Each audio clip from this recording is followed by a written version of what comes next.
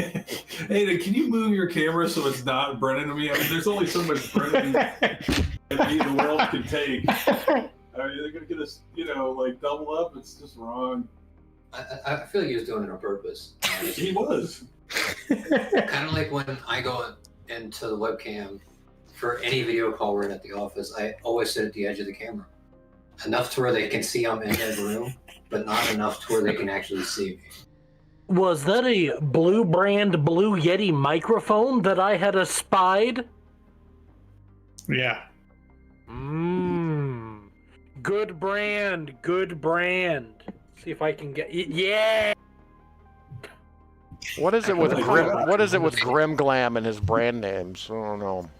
Reliable brand. Okay. Good brand. That's a good brand. Reliable. That's metagaming. He's in the game. He still hates the shit out of that. It's okay. Yeti brands are good. Understood. Yetis are good. I can accept Grim Glam stamp of approval. Okay, let me look at the character sheets for a moment here. Looks like I did give you guys some experience last game. Good. So, my favorite part is hearing everything he says 2 seconds later in my headset. That's your favorite part? Yep. All right. Best part of the night.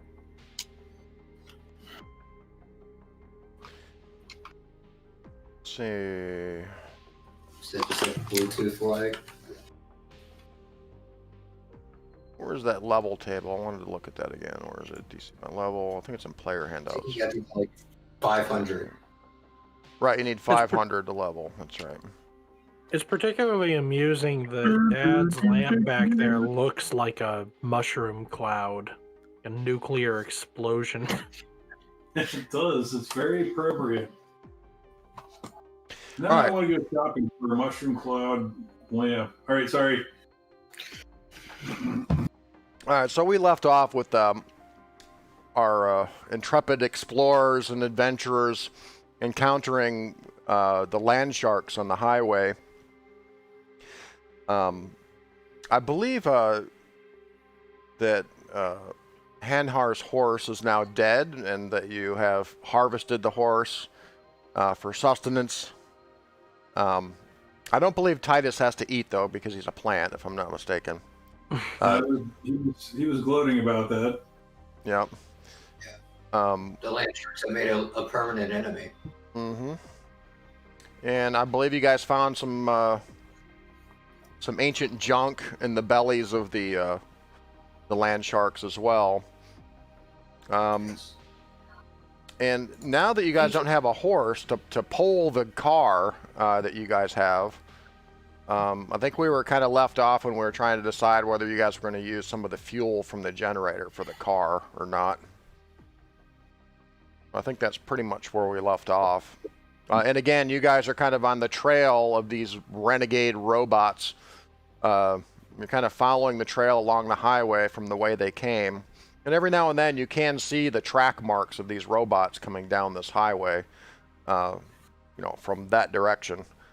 Blossom Heat and your old ramshackle hotel that you guys are holed up in is, several miles back that way, down Highway 666.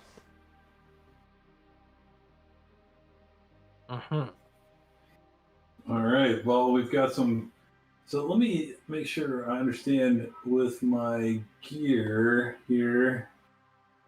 I've got a generator for electricity with 8 hours of fuel with 1 gallon of fuel. I feel like I may have written that down incorrectly. I think somebody else, I think Aiden, Aiden's character got fuel on his initial rolls for ancient junk or starting items. Let me see here. Yeah. Yeah, I think Chompy has some fuel, actually. So that would be in addition to the fuel that you have for the generator. I would say the generator probably has like maybe 2 gallons of fuel in it. Okay, yeah, because it just looks like I wrote it incorrectly. Yeah, So and Chompy has 5 gallons of fuel. I think the car, I think I told you how many miles per gallon it gets. It's like, what is it? You didn't tell me. Let me actually I didn't write tell that down. Yeah. We'll see the It's a car. future car. You know, it's super gas efficient. Yeah, the old rusty sedan gets 20 miles per gallon. All right, that's not bad. If Yeah. we wait a million years, Chompy will also give us about 5 gallons. Indeed. Okay, sweet. And the weather's now taking a turn for the worse. The sky's kind of clouding up.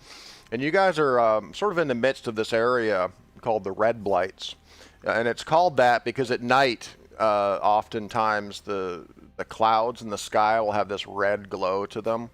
And you can see now that these clouds are coming in, it's getting later in the day. You see that red tingy color around the clouds. Spooky. Well, Gordicus is willing to sacrifice his 2 gallons of fuel. We don't want to be sitting out here, that's for sure. Yeah, and really it's a choice, you know. I mean, if you guys were to continue on foot, you'd have to leave the car here, obviously, so. That's a vital part of our payment. And I mean, the tires are pretty bald, but it's got some, it still has some tread on them a little bit. All right, well, we'll put the gas, unless anybody has any objections, we'll put the gas into the car. All right. We're using your 2 gallons or his 5 gallons? We can use my 2 gallons. Okay. Yeah, and also, as I mentioned, you will, from time to time, come across pretty clear tracks of these robots coming down this highway. So, you know, as you're going down the highway, you know, in order to kind of keep track of the tracks on the road, you know, it may be good just to kind of slow down every once in a while, check for tracks, or just, they're pretty clear where you can see them, but, so the car starts right up, boom, like black smoke coming out of the exhaust pipes. That's always a good sign. I hear that's when they're running at peak condition. I say the plant drives. Yeah? Yeah. Yeah. I don't know if I trust Glim to drive. Yeah, I crashed here. So, that's a good call. Yeah, actually, the Ford is I mean, it's old. You know, obviously the car is probably 150 years old, but it's been patched up a little bit. You know, it's been worked on. It is sort of a later model Ford, so it's a good brand, Grimglam. I mean, it's relatively speaking, a reliable brand. Well, yeah, Titus will wrap his viney hands around the wheel. Oh boy, yep. Okay. All right, he shoves it into gear, and off you go. He puts a root down to the gas pedal. We take off. All right. So it starts getting a little later in the day. You're kind of going at a moderate speed down the road. You do see the tracks pretty well still from these robots. And it looks like several have traveled down this road within recent days. These things had big old treads on them, so it's pretty easy to follow. After about an hour and a half of driving, you're still kind of keeping track of the tread tracks on the road. You see some movement off to the side of the road, and you see what appears to be a creature. He's probably about 2 or 3 feet tall. A very strange looking little fellow. He kind of looks like he has ears for eyes and eyes for ears. He has hands for feet and feet for hands.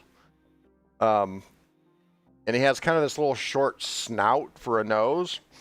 And he's on the side of the road up ahead, and you see him. He's kind of on the side of the road, and he's waving to you like this.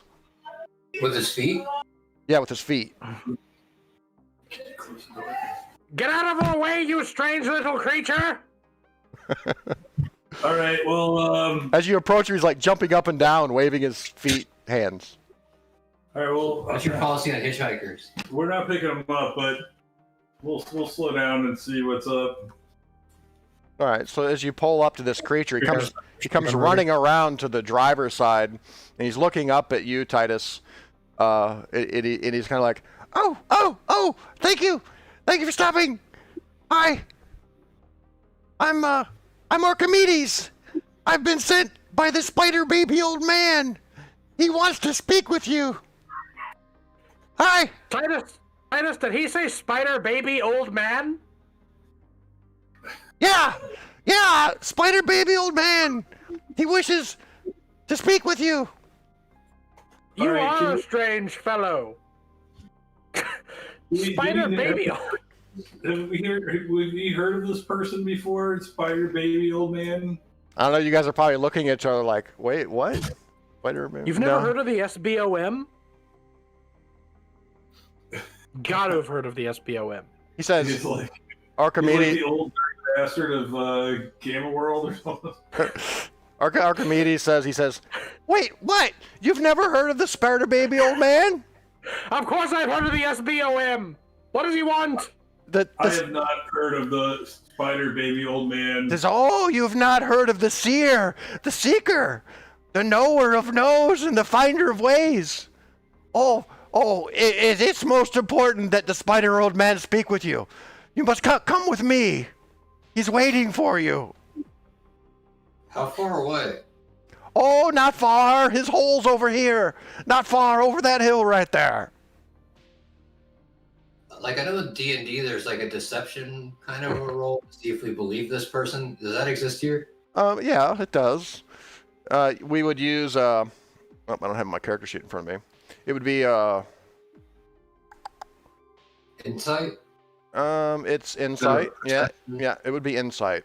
Yep. Yeah, I am highly. You can make an insight roll. Totally believable. You even heard of the SBOM. Everything he said so far. I'm down for the Spider-Man. Not the Spider-Man, the spider baby old man. Oh, -2. He doesn't know. We're all believers. Titus. Wait a minute, Chompy rolled a 0. All right, I rolled a 22. I give these guys a side-eyed vine look. All right, so Chompy's totally clueless. He's over there smoking a cigarette. These cigarettes, they're delicious. I want more of them. He's eating the cigarettes. Titus, whoever or whatever this Archimedes fellow is, he seems pretty harmless. He doesn't seem to be kind of deceptive or tricky or shady at all, really. Titus, I nudge him. Titus. His We all roots know. vibrate with truth. Titus, we all know that spider baby old men are all carnivores. You, my dear friend, are a plant. Now, my thoughts here are that you should check out the spider baby old man, come back, and tell us what's what. Silly meatbag, afraid for a bug. No bug this. This is a spider baby old man. Well, It has the wits of an old man, but what is the this gentleman's name? babies of spiders? Okay, so I beat out the rhythm of Archimedes with my gourd seeds inside my body and say, I'll follow you. I'll go with him. Yes. Come. It's okay. Gear. Chompy just sit back. And continue working on his smoking habit. All right, so who? Chompy's gonna scare out. So who's going? Who's going with Archimedes here? Exactly. Hanhar and Titus. Okay. Gordicus. So you guys follow him off the road, and he kind of takes you up this little hill, and over the crest of the hill, looking down, you can see this. The brush kind of gets thick down there, and there's this thicket-looking thing, like this real thick vines and shit. And he kind of leads you down to the thicket, and you can see a little opening in the thicket, and it's kind of dark in there. The sky is now darker with these dark clouds, with these glowing red clouds. And he says, okay, this is good. He says, Do not attempt to look at the spider baby old man, it says. To see the spider baby old man is death. But it's okay. Just don't look at him, okay? How do you know he's a spider baby old man if you've never looked at him? He's the spider baby old man. The seeker, the knower of knows. I'm surprised you've never heard of the spider baby old man. Just shh. Why? Follow me. And he kind of ducks down and crawls back into the thicket and looking back at you. He's like, come on. He's beckoning to you. All right. You go first? I'll follow him. Or I'm behind Titus. Do I have any rounds left in my 45? Yeah, I gave you ammo. Yeah. Oh, yeah. Yeah, I think you do. You got I've ammo. got my vine for right now. Yeah, and you know how it works in Gamma World, Kyle. You either have one round or you have infinite rounds for the next encounter. So you have ammo. Pull the trigger. You have or you have not. You do. All right, so you follow little Archimedes down into the brush. Question. And about 30 feet in, you see it kind of opens up in there. It's kind of dark in here, but you can see some low light. In the ground before you, there's sort of this hole, this dirt hole, almost like a tunnel that goes down into the ground. And it's just dark down there. And Archimedes says, Master, they're here. I've brought them to you. And he looks back to you. He's like, it's okay. Just don't look at him. Alright, I close my eyes. You hear this voice. It says, "Oh, you have come. I am grateful. I have called." You're like this wheezing, gaspy kind of breath. You here to tell you of an imminent danger. A group of batters have a steading, a fort in the foothills. They are cruel and violent. They've raided villages and other nearby communities in past years. However, batters aren't known for their ability to program robots. And then you hear these wheezing like breaths, you know. And this is why I have called you here. I know what you seek. You speak true, seer. It says, several years ago, a contingent of the Cryptic Alliance, known as archivists, visited this area. The archivists stayed only a few days, but asked many questions about robots. Had anyone seen any? Had anyone found any ruins up in the foothills containing robots? And so on, and so on. We and the villagers answered no to all of these questions.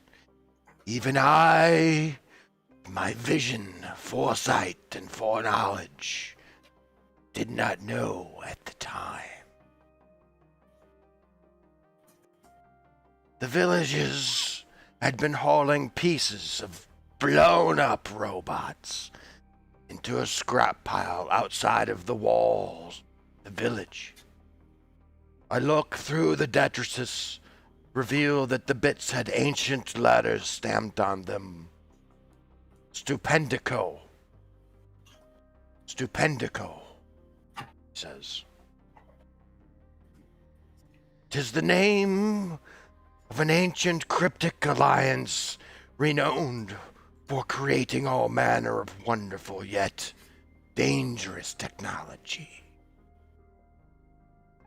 I have learned since then that this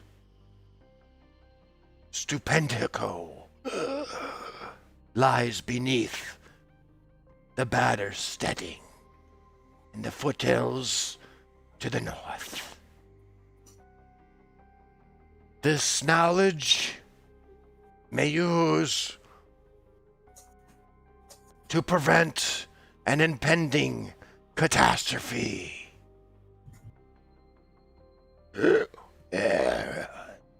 he just kind of wheezes and coughs.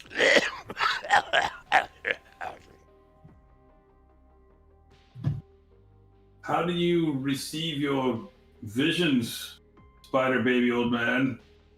I am the seer. I am the seeker.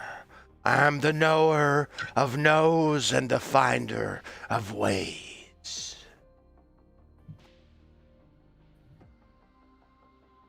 Okay. Well, we are. You hear some shifting. Down. You hear some shifting movement down there. Okay. We are bound to this quest. Do you know of any ways to stop the robots? Any weaknesses? That is for you to find out. Right now, as I tell you. I only Yes? know that it is these robots are being perpetuated by something or someone called the Iron King. Hmm.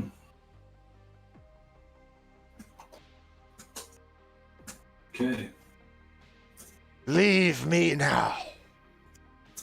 I must have my sustenance. Then you hear some more Spider baby old man. Then you hear some more wheezing and shifting around down there, and it sounds like this slurping sound, like. Yeah, I'm sufficiently creeped out. I want to get out of here. I turn around and start falling out. Archimedes is like, "Let's go. We can go now. Let's go. Come on, come on." Yeah. Go as fast as your hands will carry you, Archimedes. Right. He's kind of on his hands and his feet as he's crawling along there. Say if we're crawling, I think he's using his feet as well. I thought he was short enough just to walk in his space. Chompy, how long do we give them? He shrugs. You know he took the keys, right? Archimedes. Wait! Chompy, they took the keys! Chompy just shrugs again.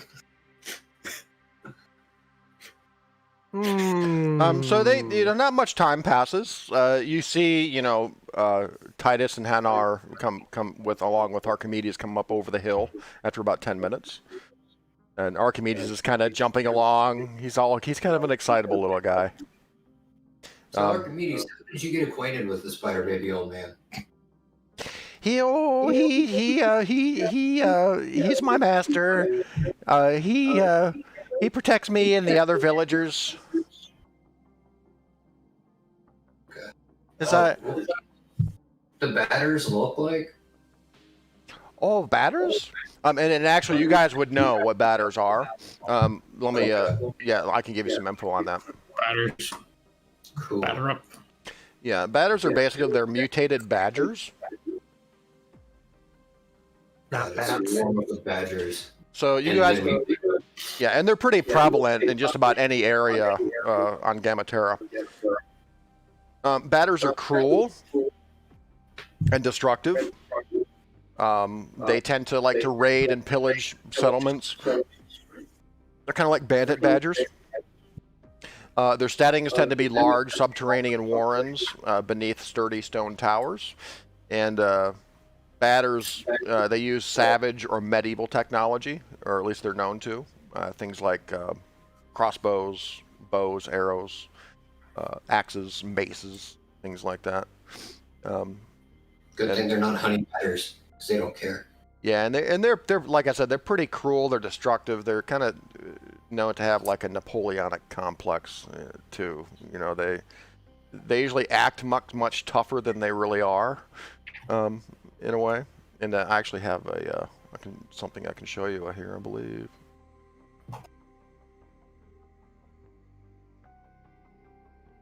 Who would have thought of all the animals in the world that could have rose up and become prevalent all throughout Gamma-Terra? It was badgers. Right. Badgers. Are mean little creatures. I wouldn't want to run into one in the wild. That's my favorite. Oh, got bigger. Okay. Yeah, that's kind of a representation of one. He's a badger knoll. That one is strapped to explode. That's. I think those are just empty beer cans. That's right. Yeah, that's exactly what he wants you to think, that he will explode. It's part of the Napoleonic complex. Well, I think if he's had that many beers, he just might explode. In a couple of ways. So you've gotten a clue from the spider baby old man that this batter steading or this batter fort lies up in the foothills to the north, which is not the direction the highway goes. So it looks like you're going to have to either off-road it or go by foot if you're going to want to find this thing. And you know, night's coming as well. You've only got probably a couple more hours of daylight. How long have they been gone? Or they were only gone for about 10 minutes. And you can see them. They're talking to Archimedes up on top of the hill. And Archimedes is saying his farewell to them as he goes scamping off towards the village or back to where Spider Baby Old Man is. Chompy, don't tell them that I doubted them.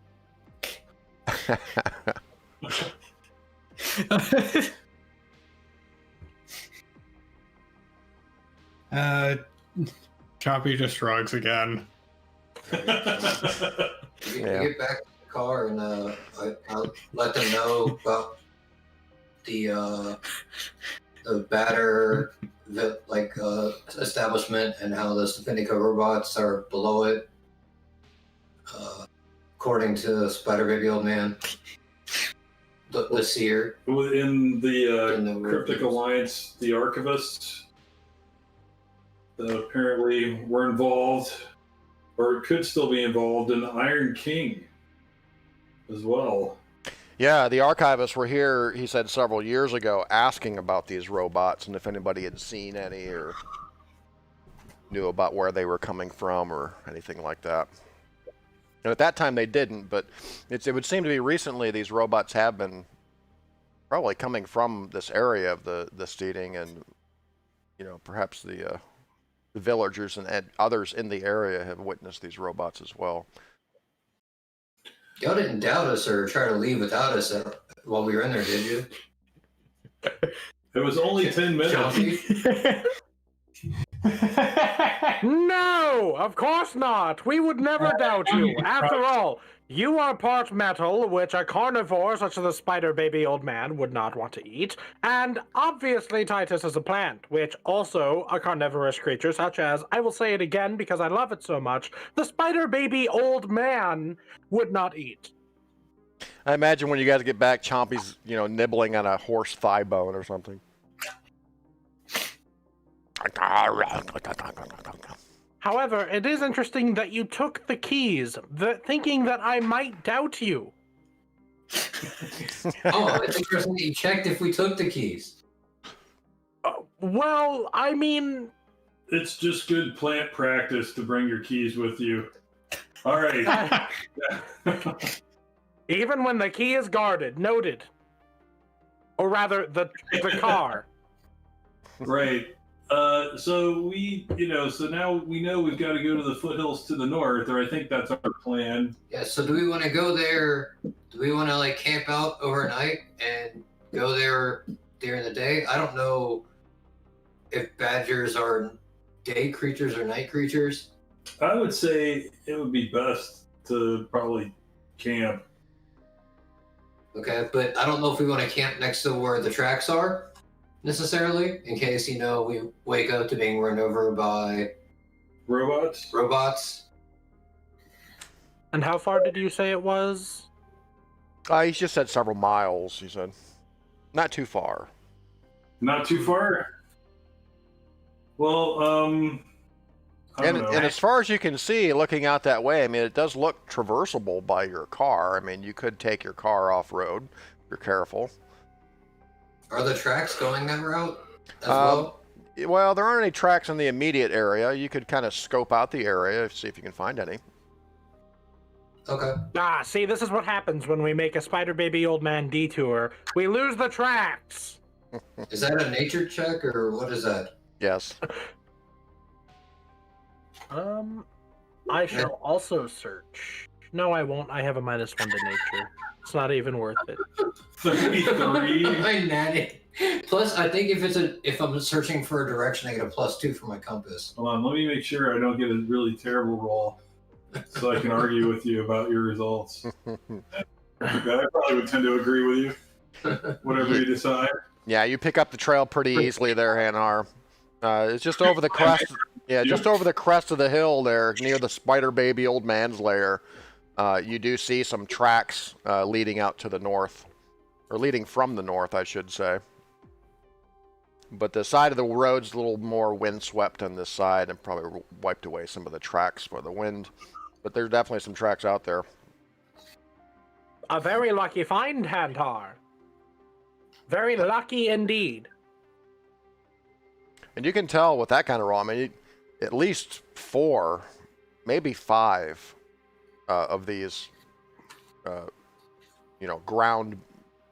ground-based robots have traveled through here. These treaded robots. Now I have doubt that there might be air robots. I think with the 33, like there's at least 5 robots. The village gives you the princess, and you found food for like the next 10 days. I mean, the 33. You track the air robots. Yeah, you find all kinds of other tracks too, I would imagine. Small mammals, birds, or what might pass Archimedes. as birds. Yeah, Archimedes, handprints.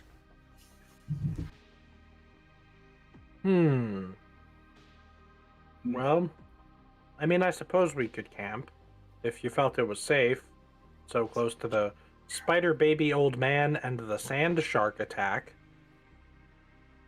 I mean, I figured we'd stay in the car overnight. Oh, I need to get something real quick. Discuss. You don't think a sand shark would eat the car? Do you think a car looks tasty? Well, I can't taste, but maybe. I'm gonna go with maybe. Yeah, I did note that the sharks attacked the humanoids and the horse, and at no point went to bite the car. So I don't think that their target at any point was the car itself. Yeah, no, it was only Chompy that was chewing at the car tires. We've got to give him a better chew toy. Yeah, he does need a new chew toy. Right now, he's chewing on a bone right now, so he's happy. For how long? How long? A day. We've got a day to find another something. All right, so would you guys like to take some time to rest or venture forth into the wilderness? I think we should rest.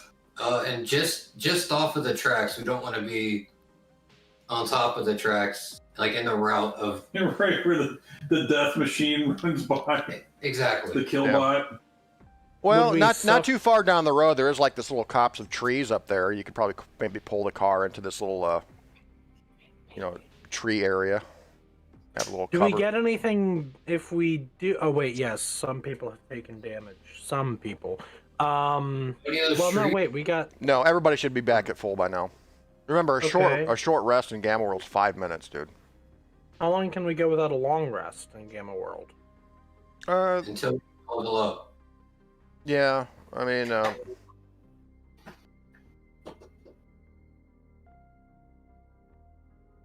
yeah. Let's look at that for a moment here.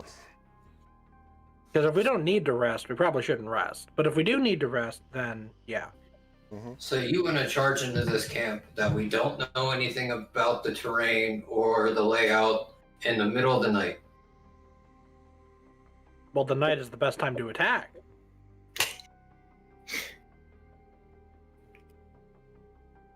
So all the baddies are not. You can't see. So we'll just walk right over any potential Kaboom! mines, tripwire.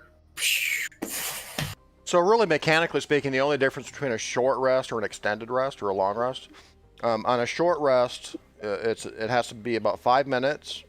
After a short rest, you renew your encounter powers, refresh your alpha mutations, and regain all your hit points. You take as many short rests per day as you want. On an extended rest, it's pretty much the same, except the only other thing is you need to take an extended rest before you can advance to the next level. Ah. So if you get enough experience points after an encounter to advance to the next level, you have to long rest. I think it's 6 hours to gain a level. Well, then let's spend the night scouting out the terrain, yes? Looking for those tripwires and those traps and just getting some eyes on this encampment. We don't have to enter it. Let's, I mean, does anybody have any infrared vision or... I'm surprised you can see it all, I don't think so. frankly. He's like tough. He just like sticks his roots into the ground and senses everything that moves. He's an earthbender. That would be ideal. That would be nice if that were true. Mm-hmm. Well, conveniently, in the red blights at nighttime, the clouds glow red, so there is sort of this, red diffuse light all around. Well, that is convenient. As the sun goes down, yeah. He just wants the option. He doesn't actually want to go out the door. Okay, well then, we'll proceed as stealthily as we can, investigating. So you like pull a car off into those trees. Yes, we can pull them off into my brethren. You gonna ask him to watch it for you? I do. Okay. Okay. So you guys spend the night, and the night is uneventful. You really don't find anything interesting or unusual in the area as you're scouting around. Assuming you're staying away from the spider baby old man's lair. Hell yeah. Yeah. Far away from the spider baby old man's lair, yes. Okay. Like we're throughout the night, we're advancing towards the batter camp, right? Isn't that the? That's Like the just- idea. We're Oh, so we're you are. going to be. So you are advanced. You are going out. Okay. Yeah, but we're not going into the camp. We're just sort of looking at scouting the perimeter. Okay. So after a few hours of traversing the terrain, it's pretty easy going, and you guys are going on foot, right? You're not taking the car. You're just gonna hide the car. No. Okay. Yeah, the car's being watched by my tree brethren. Sure. After a few hours, you kind of crest this hill, and off in the distance, you can see what appears to be a batter setting. It's a sort of this stone structure. It's very kind of badly constructed, really. It looks like it's about 25 feet high, and from your vantage point, you can see there appears to be a metal or wooden hatch in the top of it. In the front, there's a pair of what look to be like stout oaken doors. And the way you can see it, I mean, of course, you can see the diffuse light, from the red blight clouds. But at the door itself, you can see 2 torches burning on either side of these oaken doors in the front. And it's about 3/4 of a mile away from you when you see it. It's a good distance away. The This is a crappily built structure. Does it look like something that if we push hard enough, we could knock over? Maybe it's hard to tell from the distance you're at, but yeah, it's not very well made. Just like stacked bricks and stones, kind of all, you know, all kind of huddled together. All right. Traditional crappy batter engineering. Yes. Can we? Not a dependable brand, that batter engineering. Can we look to see if we see any batters around? Well, you can kind of like post up, you know, and if you watch for a little while, and indeed you do see some activity outside, out front. You see at least a couple of batters. They appear to be maybe sentry guards or something like that. They're some distance away, so unless you have some form of, you know, magnification, or does anybody have any binoculars or anything like that? Didn't somebody roll one of those? I think someone got like a small telescope. That's Yes. why I asked, because I think somebody may have got something. Remind me, did the spider baby old man say that the batters are good at robotics or something? No, they're bad at robotics. No, They wouldn't know how to do it. It's Yeah. another group that showed up that activate the robots. They're just below the batter's camp. Yeah, he said, however, batters aren't known for their ability to program robots. They aren't. Okay. Cool. So does anyone know who has the magnification? I'm starting to I think do it. not. Yeah, maybe not. Something like that is on the list, but maybe nobody rolled for I it. feel like I can swear. I have a water purifier. That's a jug of maple syrup. Well? Titus is a water purifier. In a way. You're right. You know what? You're right. That's No, true. we gave you the maple syrup for the ammo. Oh, let me take this off, because I definitely want that ammo. I just have like a hammer. All right. Repelling on this 100 feet of rope. So at A this pair of point, handcuffs. Ammo. A little bit, or is that all right, so nothing like that. But yeah, that's really all you can get. You see at least two kind of milling about the front area of the fort. And they're not very friendly folk, right? No, batters are cruel and mean. Cruel and mean. Do we want to try to sneak up and attack and take a sneak attack now, or do we want to? How do y'all want to handle this? How much do we know about batters? They're familiar to us. Do they have like an advantage at night that we know of, or? Mm, Are they Uh, nocturnal? let's see here. He's checking the nocturnal animal list for badger. Oh, you can give me another nature check.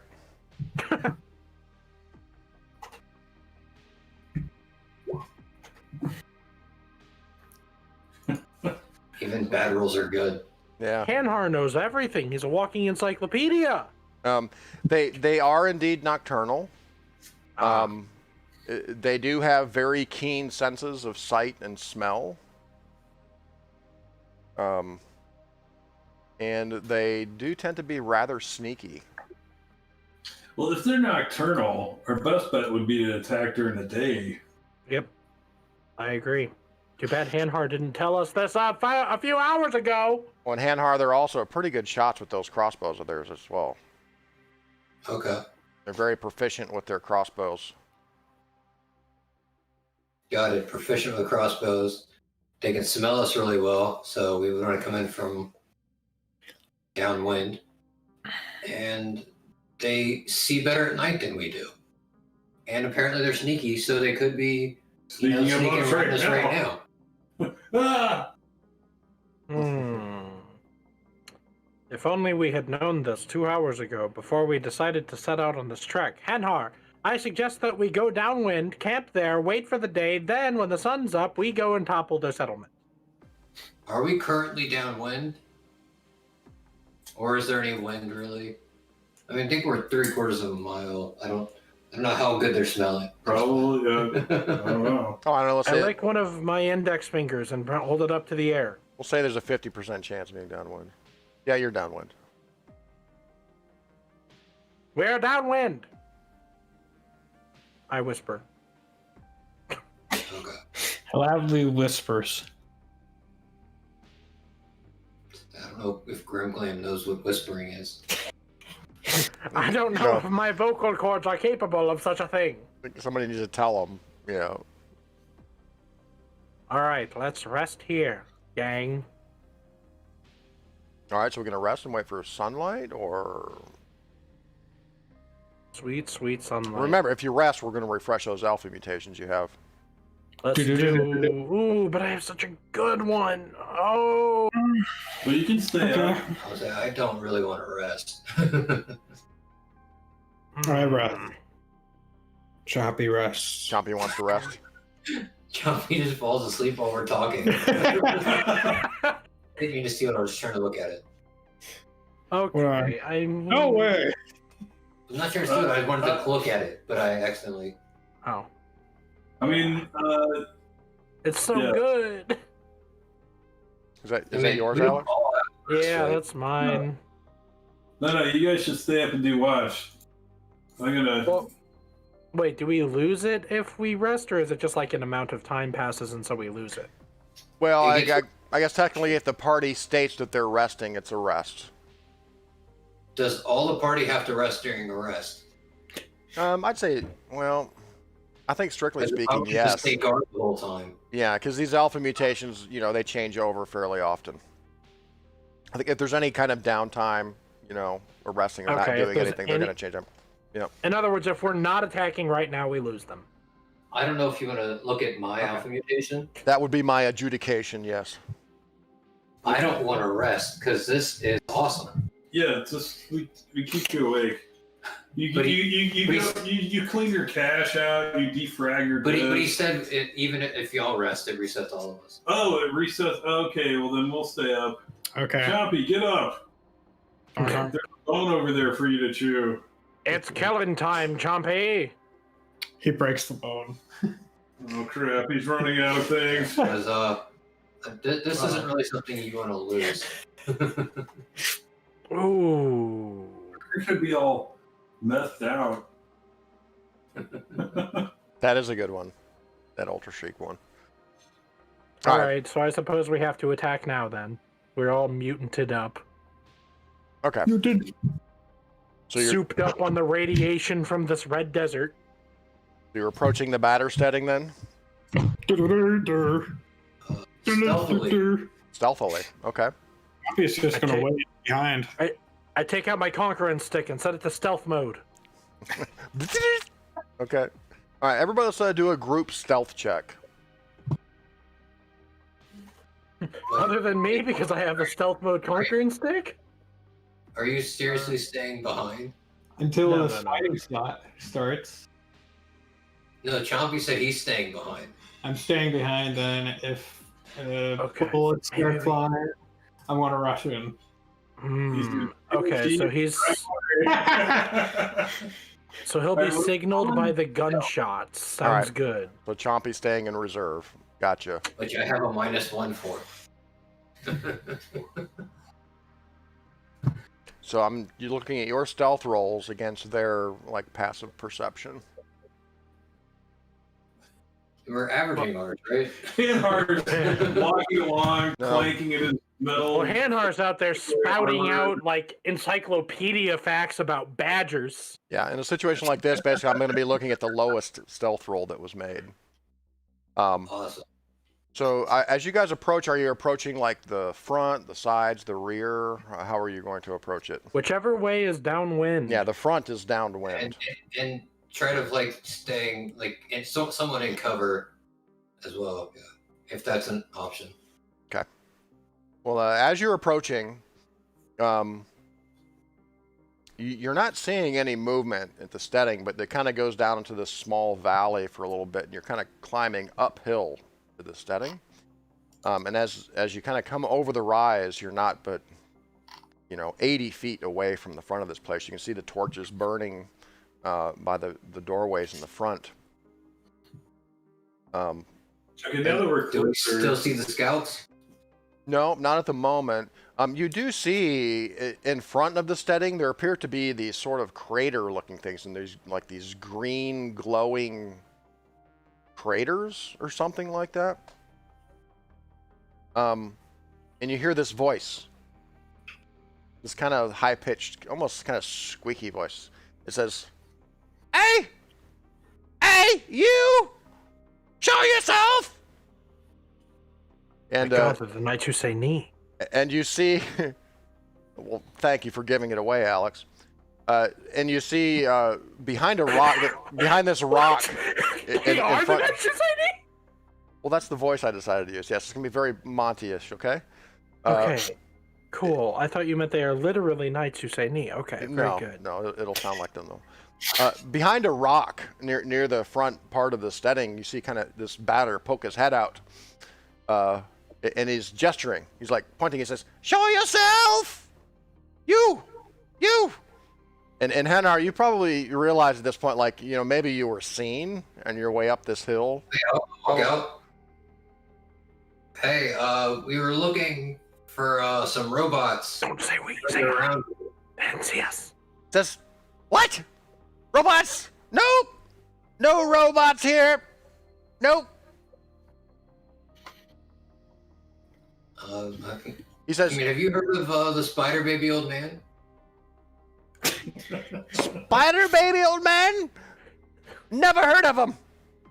He lives right down the road. We said. Oh, I'm surprised. He's the seer. He told me that there was a robot factory near your base. So at this point, let me change maps over here. At this point, you see.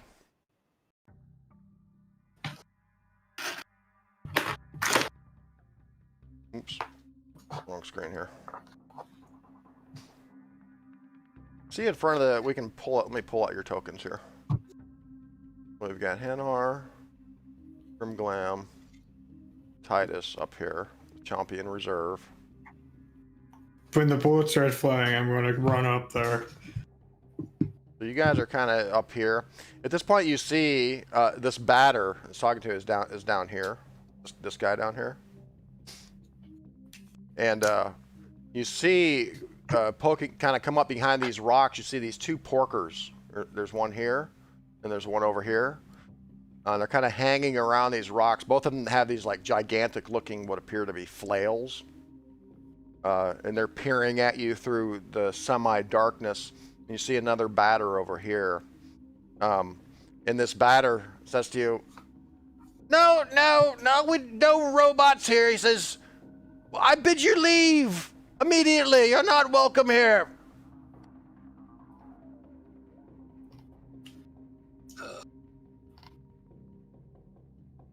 He says, "By the Iron Crown, he, the crowner of crowns, the flyer of skies, the digger of dirt, bids you leave now." Yes, but the spider baby old man, seer and knower of knows, and finder of ways, has said that we should be here, and he has more titles. Never heard of him. I thought you were hiding. I look at Grimglam as he can't help but reveal himself. Well, they're disrespecting the spider baby old man. What do you think I'm going to do? Listen! There have been robot raids that have been coming from this area. I do not appreciate them. The spider baby old man does not appreciate them. Nobody else appreciates them. Do you appreciate them? Do you want to be raided by robots? I think not. I told you there are no robots here. There are robots. I have one. Maybe somewhere nearby. Maybe you don't understand me clearly. Let me say it again. By the maker of stars, the breaker of bars, and the god of the nanovats. Bugger off, he says. That's... Well, maybe we will. Let's discuss. All right, what do we do? Before I sick my swine on you. Wait. They're not your swine. You are your own swine. I turn to the swine men. You are your own swine, yes? Are you with the batters? What do these batters do for you, swine men? Road hogs? What are your names? What are they called? Hold on. Hanha, what are they called again? So do we just shoot them now? The porkers. This porker over here is leering at you, Grimglam. Yeah, he says, you better listen to the little guy. Porker, wait. Listen, you're wiser than these batters. I know it. I can see it in your glittery eyes. You're very smart, you young porker. And I know that you would like to be enriched. I know that you would like to be richer, yes? I speak of robots. Do you like shiny robots? The porker says, fella, you talk too much. You're about as funny as you look. And this other porker laughs. I laugh with the porkers. Wait, porker. All right, fine. You know what? Hanha, fine. You know what? Do it your way. Whatever. Go. I'm very impressed. Says, hey, funny little man, you must leave now. The holiest of crowns, the hoopiest of hoops, and the purveyor of all that is holiest, bid you leave. Wait, hoops? You have hoops here? Wait, what does Chompy do? He's coming up behind you guys. Wait, but there were no gunshots. I suppose were as loud as gunshots, Chompy? You just heard. It had been greater than 10 minutes. That's the cut point for the party to abandon. So he's just checking to see.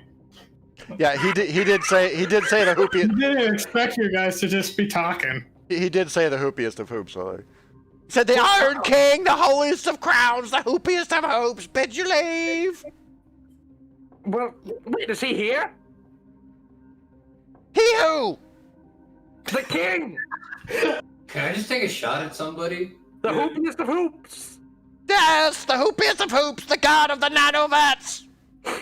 And he's here? And you see this other batter, like, he starts howling like a dog, like, oh my as he's God. like giving this litany of this magnificence of this Iron King. All right, I've had enough of this. You know what?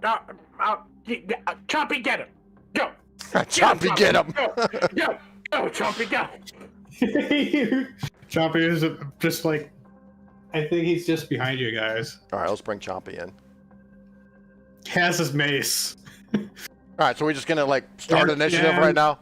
An shark puncher in his hands. That sounds about like where we're at. All right, let's roll initiative. So click your token, and then click that initiative macro. Let's get our initiative in here.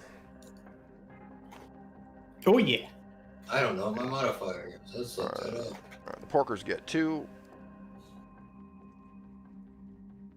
Ooh, I'm the speediest Zeeblethorpe. Oh, I forgot. My initiative modifier is -1. I'm the slowest non-Zeeblethorpe. Oh, where do we roll initiative? So you click on your token, and then Oh, yeah. Okay. then you can You put gotta completely modifiers, cover up. Yeah, we pretty much use these macros for everything in the game. and you click on the initiative button down here. Alright. I gotta look at my modifier. I would say overall, that went very well. I think that we're learning, you know? We're learning to talk to the people. All right, everybody's in. It looks like we're missing. Yeah, we're missing Titus so far, I think. No, you have to click on your token, Kyle. Click on I Titus. did, Okay. but I must not have done it right. Here, watch me. Yeah, so just click on your token and then click the initiative macro. It's going to ask you what your initiative modifier. There you are, 24. Nice. Oh. Actually, that took a really long time to happen. Yeah, you may want to turn off 3D. A while ago. Yeah, go into your settings and just turn off 3D dice then if it's lagging out on you. It will lag Or out. hide the cameras. That's what I did. You had to hit the cameras. Yeah, usually the cameras won't cause lag. It's usually the 3D dice that lag things out. Well, my problem was the cameras were just covering half my screen. Oh, you can reduce the size of those. There's a setting there that says player video avatar size. I usually have mine on small. Or you can even just put them down to names only. Yeah, that's what I did. And I can see the. Well, I could see him on Aiden's screen, which was really large, but he hid them now. So. Yeah, one thing I do too, Brennan, is I zoom my browser out one. If you use a Control minus, and it will zoom your browser window out one, and that usually helps too. Oh, that's smart. Yes. Yeah, I usually have my browser zoomed at 90% for Roll20. All right, so it looks like it's going to start off with Titus, then Grimglam, Chompy. So it looks like we're going to start off with Titus. Okay. Oh, and let me point out too. You see this this glowing crater here? Yes. It's like a green glowing crater. The surrounding terrain around this area, that crater looks pretty treacherous. I can give you a little description here. So as I said, it's a rough-hewn stone tower.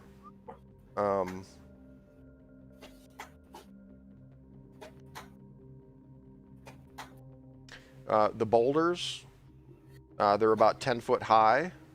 So the boulders are blocking terrain. They will block line of sight. The ridge lines that you see are rocky outcrops. Those are difficult terrain. So any difficult terrain is going to cost twice your movement. Behind the difficult terrain, do I have cover? Yes, the rocks and the ridge lines will provide cover. The tower is about 25, 30 feet high. The stone walls look pretty thick, but kind of hastily built. And of course, it looks like the only way into the tower in the ground level are those double doors. Although from a distance, you did see there's some sort of hatch in the roof as well. Charge them? You're going to charge them. Okay, so it's You're up. Yeah, and take your time, Kyle. I know you have a lot of options here. Let's see. Oh, and I did find out once and for all with these alpha mutations that let you attack or something like that. That is once per encounter. Some of them have continuous effects. Some of these alpha mutations have attacks or things like that, and you can use that once in the encounter.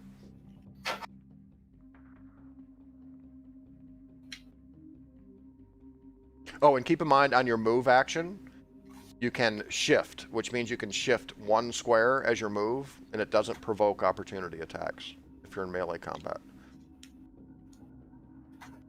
You can trade, so you get a standard action, a move action, and a minor action. You can trade your standard action for a move action, which essentially gives you 2 moves. And your movement speed is on your character sheets. I think the base move for people is 6 squares, unless you're wearing heavy armor.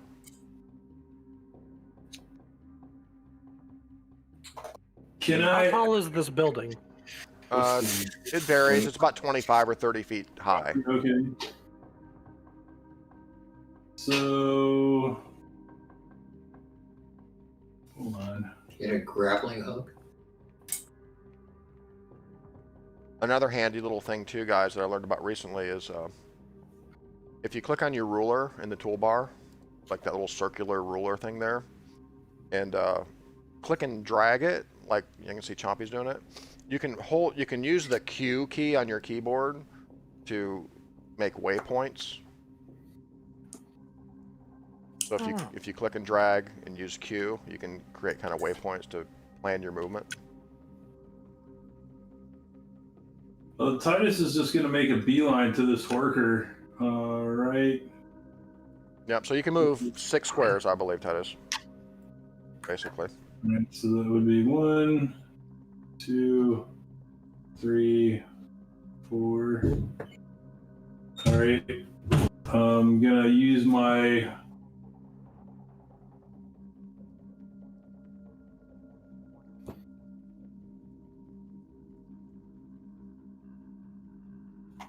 my heavy melee weapon, which is the two Arby's beef slicers mounted on a lacrosse stick. All right, the old RB special.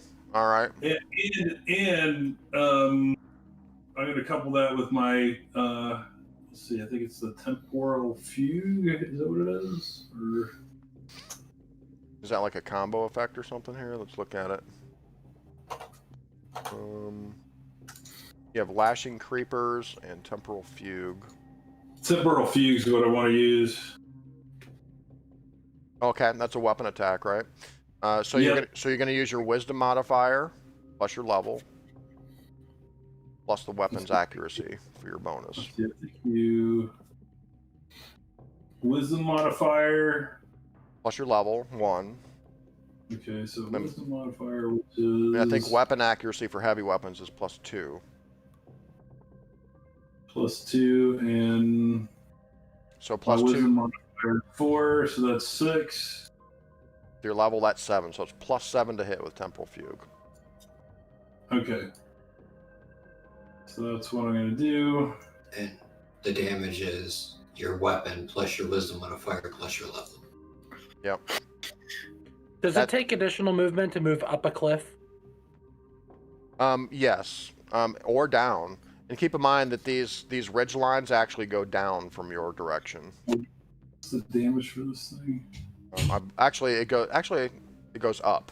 Are you going uphill? Yeah, it goes up.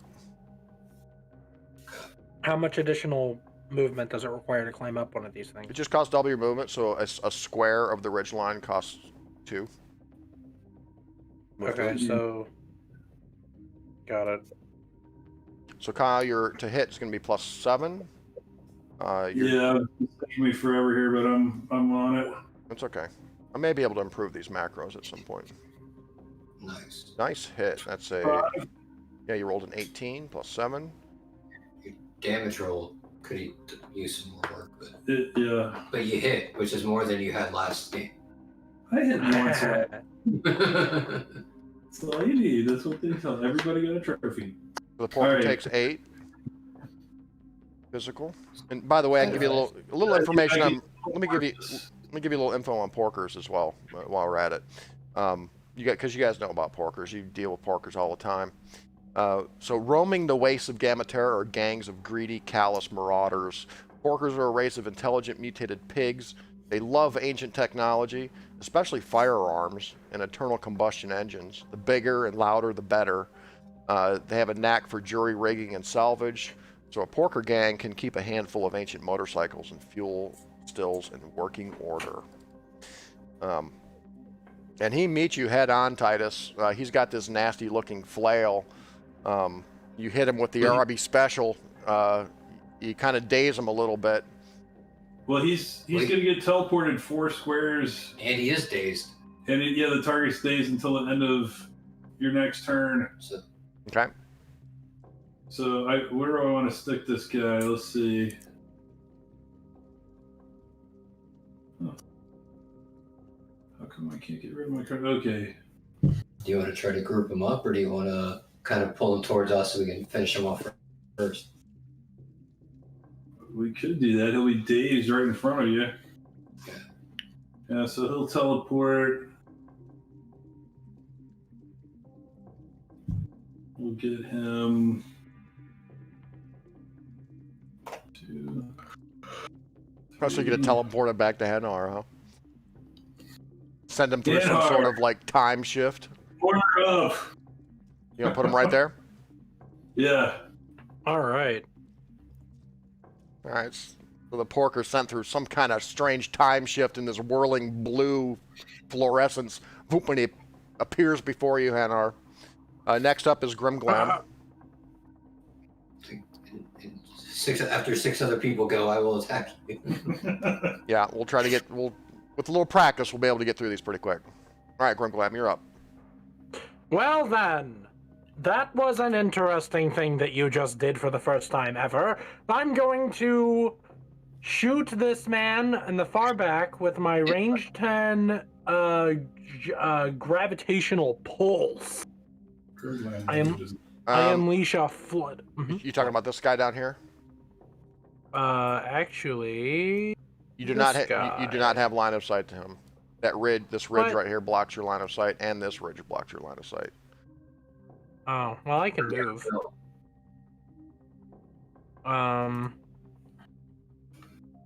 Shoot, you said we could see the batters. Elements? That was just for the narrative. What? Does this have any vertical elements to it, or is this just like kind of level? But menacing. It's pretty level. It's just the surrounding area of that radioactive crater looks kind of treacherous and crumbly. Yep. Okay. Here's what I do. With my cool gravitational powers, I'm going to climb up here and stop here, right? I'm going to peek over the edge. Can I do that? Is that legal? That's legal, as long as you use the movement for it. Yep. Okay. With this legal move that is legal, I launch a gravitational pulse at this guy. Can I do that now? Do I have vision of him now that I'm a step higher than I was before? Sure. Yeah! Maybe I launch myself up with like a gravitational, like a... Yeah. And then That little batter there, Kung he's Fu. leveling his crossbow at you, too, as we speak. Kung Fu blast in the air, like... And so that's what I do. Gravitational pulse here. That's going to target one creature, and then it's an attack constitution plus level versus fortitude. So that's going to be do an attack. Oh, I need to select my token. Boop, boop. All right, his fortitude's Modifier. 13. You need a 13 to hit. Okay, so con is 3 plus what? What did I say? Con plus level, right? 4, so that's plus 4. Plus 4 to hit. And then okay. What's the damage roll on that? 1d10. 1d10 plus. If I find some time, I can work out some tables or some macros for you guys. Put together some macros for all these powers. 5 plus 5. Ah! That's a 10 versus fortitude. That's going to miss. My Kung Fu air blast miss! And then I gently float back down. Perfect target for Actually, a I crossbow shot. just had an idea, guys. What I could do is I could separate these macros from attack and damage, so you don't have to type in damage for every time you roll to hit. You know? Or we can just make it even more simple, where you can just roll a d20 and just figure out your bonus, and then just roll your damage if you hit. That might be best. But that is a miss. All right, my mid-air Kung Fu blast misses, and so I gently float back down to my peaking position. Yeah, it's because of this ridge right here. Maybe Spectacular, though. yeah, maybe you just don't have a good line of sight on him. Next up is Chompy, followed by... Seeing the dazed. Yeah, next up is Chompy, followed by Porker and everybody else, all the other enemies, and then Henhart 9. Chompy noticing the dazed Porker Yes. brings down his base. All right, he's granting advantage, which means you get a +2 to hit him because he's dazed. So whatever your modifiers are, we're going to add +2 to it. Okay.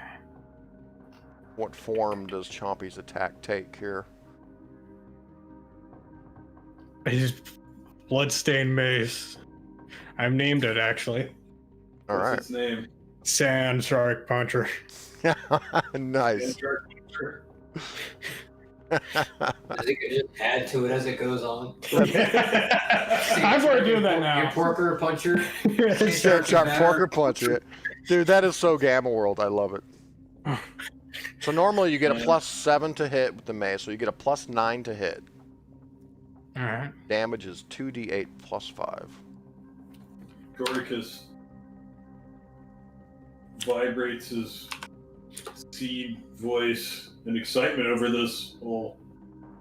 +8? Well, +9. +9. Yeah, because he's dazed. You get that extra +2. That's definitely a hit. For 9 mace damage. Roar!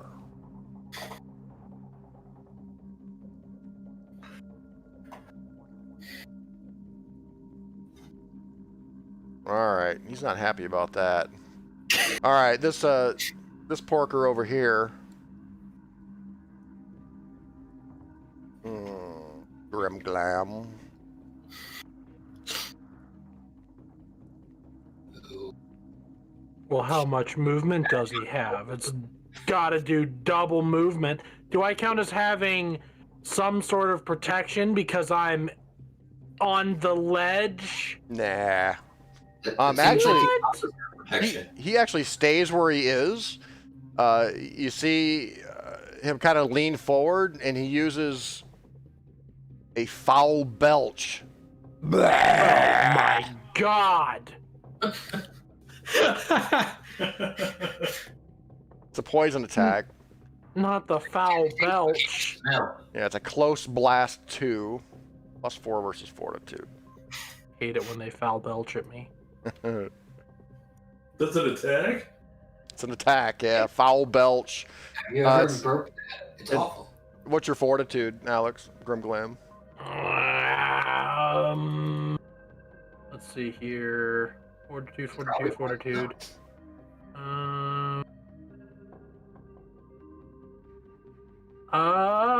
Great question. Where can I find that? Oh, there it is. 14. You're unaffected by the foul belch. Now this batter down here. You dare belch at me? He's gonna use his crossbow. A clever shot. He can shift 1 square before the attack. Range 20, +8 versus AC. Range That's 20. Yeah, he's gonna take a shot at Chompy. Is anything? I don't think Chompy's in 20. Oh, he's way within 20. Did 8. That's 40. Oh, 20 space. Okay, 20 I squares. was thinking feet. No. My bad. Yep, Yeah. squares. 20 squares. Got it. It's +8 versus AC.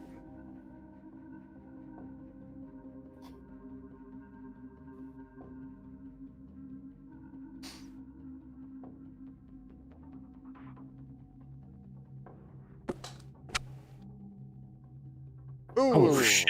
He gets a 25. Sunk your battleship. That is 8 damage to Chompy. Choppy gets pissed. Because it was a clever shot, it says until the start of that guard's next turn, Chompy's going to grant combat advantage to enemies adjacent to it. Because it was a clever shot. So we're going to put a +2 on him. Any enemies get a +2 to hit him.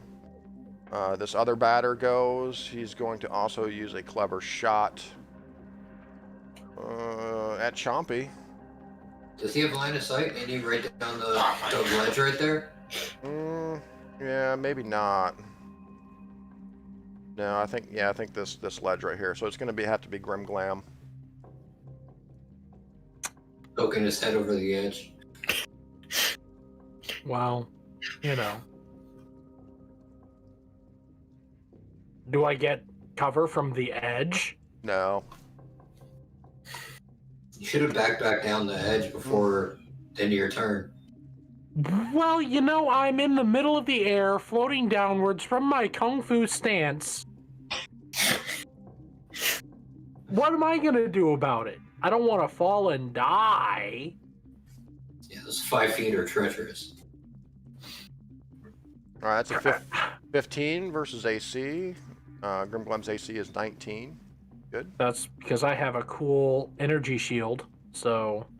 The crossbow bolt just bounces Sure. right off of that energy shield. This Porker Kaboom. Vandal gonna go. Actually, he's dazed, so he can either do a standard action move or a minor action. He's gonna use a standard action, swing his flail at Chompy. You know what though? They can foul belch with a minor action, so he's gonna do that first. Oh Yeah, my but god. he needs one action. Oh, that's right. He does get one action. So he can either belch or hit. Yeah, belch or flail.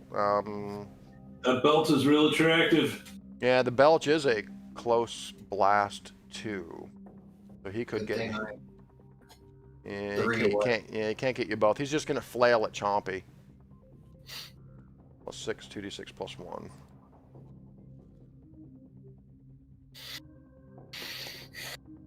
Chompy, that's a 16 versus AC. Oh, that 18. And actually, he gets a +2 to hit on you because he does get. I didn't put that into his thing, so he does get an 18. That's a hit. Oh. Because of that clever shot from that batter, that gave enemies combat advantage against you that are attacking you from melee. So, ooh, no. Chompy takes 10 damage.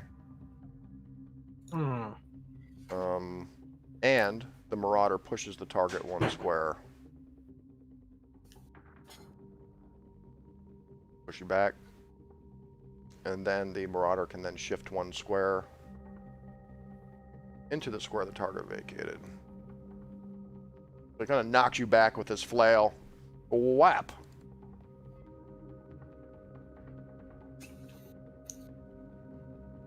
Now we are at Hanhar. Okay. Or So I will use blue screen of death. That's a close blast of 3 on the little piggy in front of me. That is modifier 5 and 1d10 plus 5. Yeah, and on that Porker gets to save on that daze too. Let me roll that.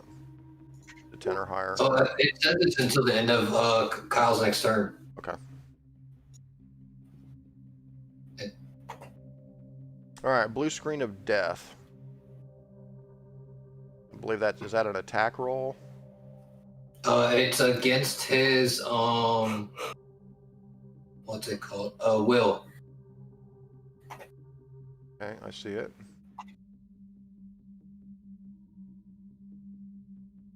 Porker's will is 12. Oh, good, because I got a max damage roll. Very nice. So, because he was hit, until the end of my next turn, he has a -2 penalty on attack rolls. Okay. No psychic damage, if that makes a difference.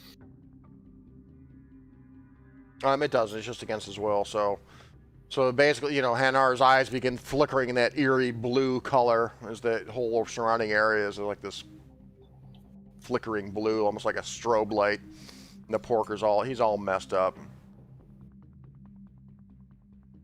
Although when he hits Chompy, he's like, "Take that lizard breath!" Rawr! Take that, poor grinds. He's a fighter. He's pretty messed up though. All right, we're back to the top of the round, Titus. You're up.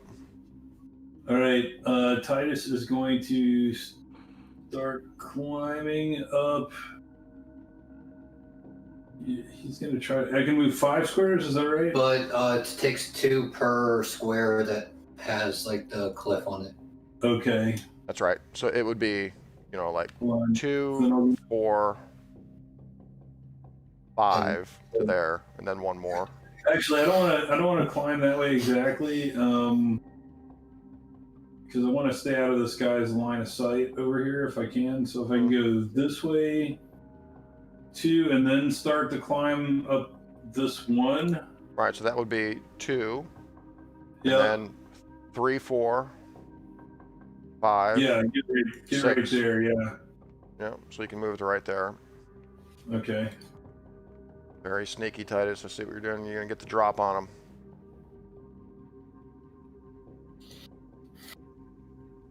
Right. Was it right here? The maker of stars and the breaker of bars Where's your compels movement sheet? you. Is it 5 or 6?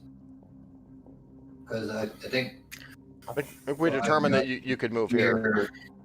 Yeah, 5 got you here, 6 got 6. you over there. Okay, yeah. 6 got me where? I think right here. You're Matt. 1 more down. Yeah, behind that card. 1. Let me. And then Scroll bar. There. Scroll bar, you say? 1, 2, 3, 4, 5. Yep, that's right. Right there. Right here? Yep. No, I think it was 1, 2, 3, 4, 5. 6. It was 1 back up here. I think it was right here. Okay. Okay, no problem. I think that's where I wanted to be anyways. Okay. Yeah, because you moved 2 diagonal back up here. Gotcha. Thanks, guys. It's okay.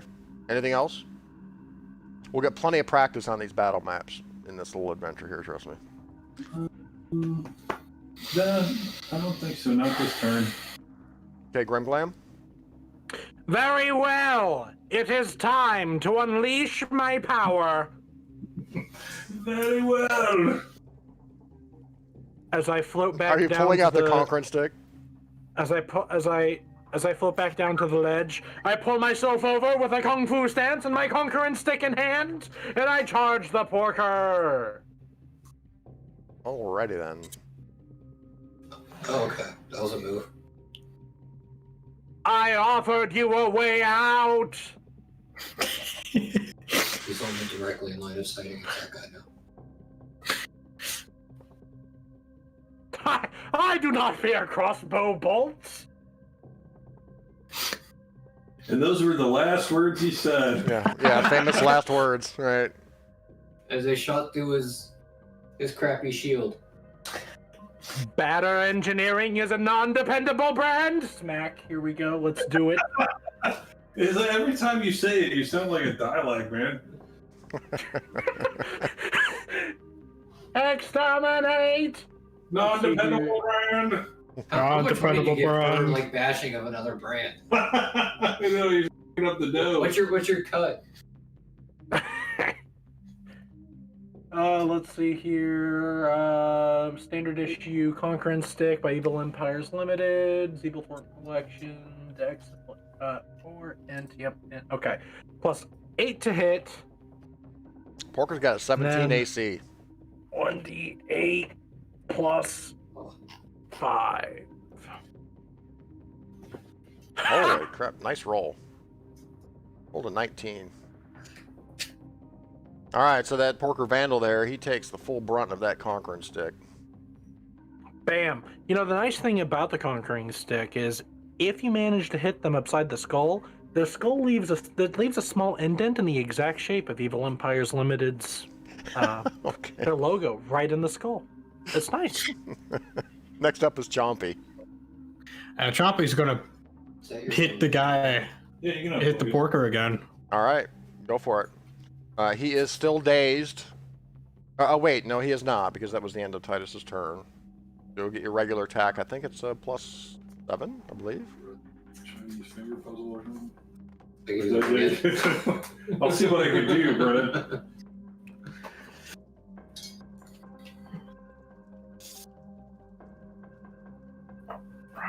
Yeah, if it's that mace, again, it's +7 to hit, 2d8 plus 5 damage. 2d8. So plus 5. Aiden, you should use accelerated reflexes at some point in this encounter, because you're gonna lose Alright. it. You're gonna lose it after the encounter. Okay.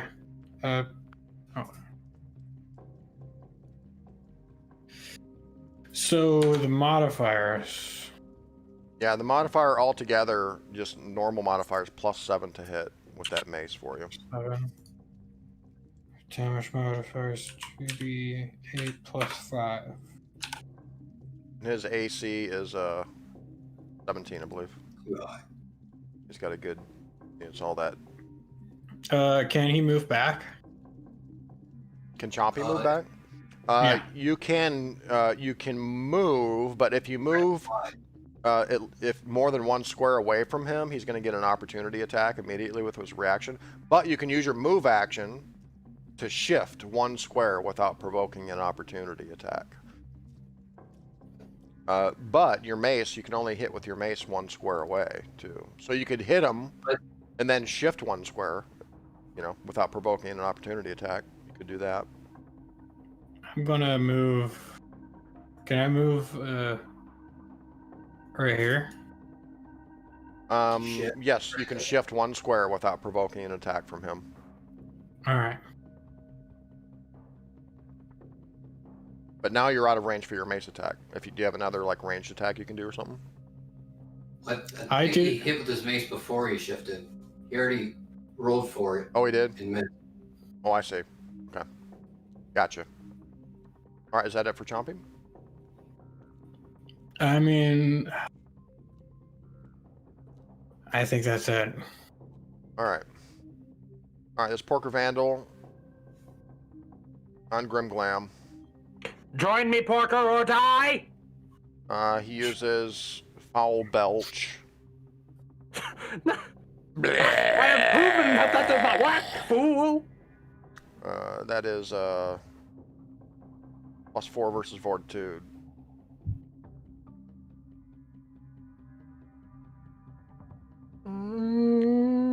Don't make me mad. Oh, No! Oh, he crits. Oh, God. Well, he rolled a 12. That's max Wait a damage. minute. Gives him a max roll 13 damage. damage. Yeah, and Gamma rolls max damage, so that's 13 poison damage. You are dazed. You are dazed, which means on your turn you can only take one type of action. You can either do a standard move or minor action. And adjacent enemies get advantage on you.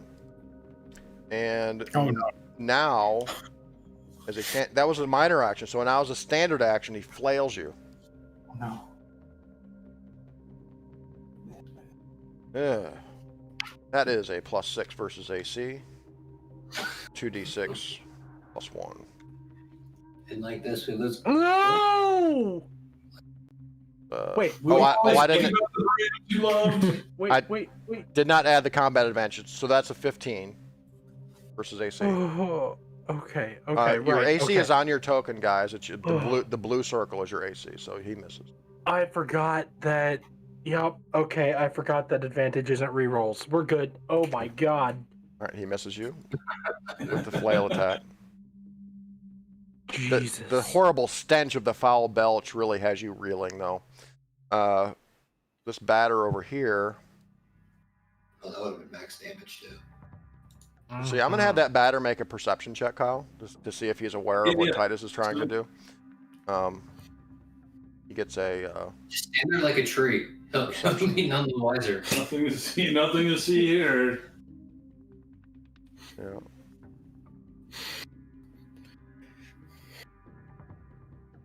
Oops, that's not right. He sees everything. Oh my God! He saw through my soul, my past and my future.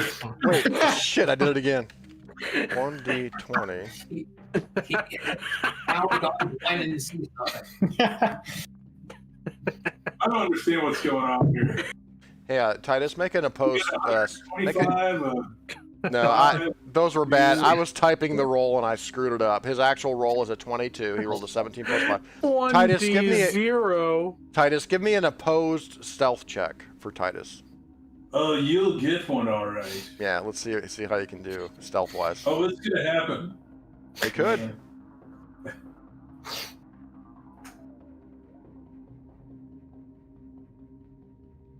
That was pretty decent. All right, so Actually, like your modifier, it's literally impossible to beat.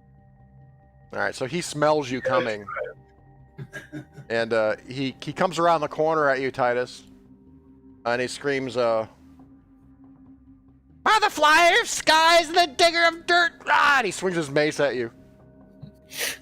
Okay. It's Did you a say something about butterflies? I heard something about dirt or something. yeah. He says, "The flyer of skies and the digger of dirt." Have at you. All right, so he gets a +6 versus AC, 1d10 plus 3.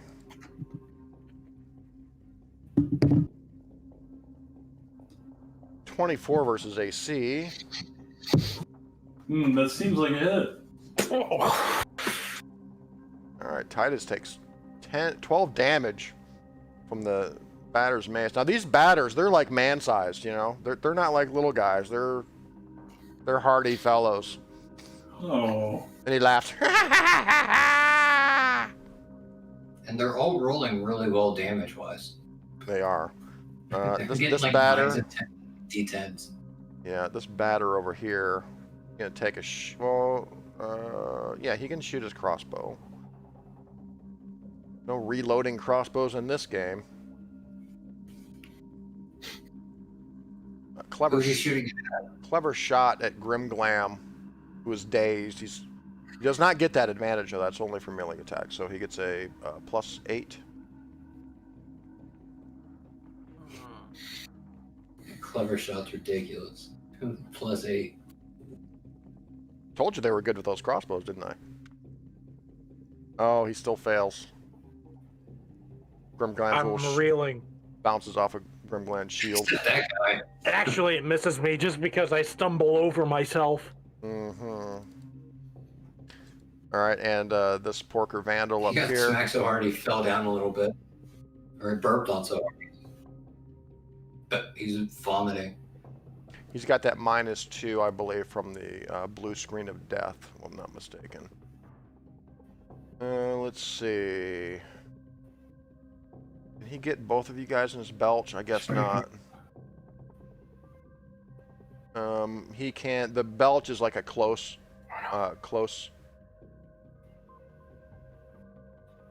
You guys are blast. breaking up. I can't hear. Yeah, he does a close blast on you, Chompy, with his foul belch.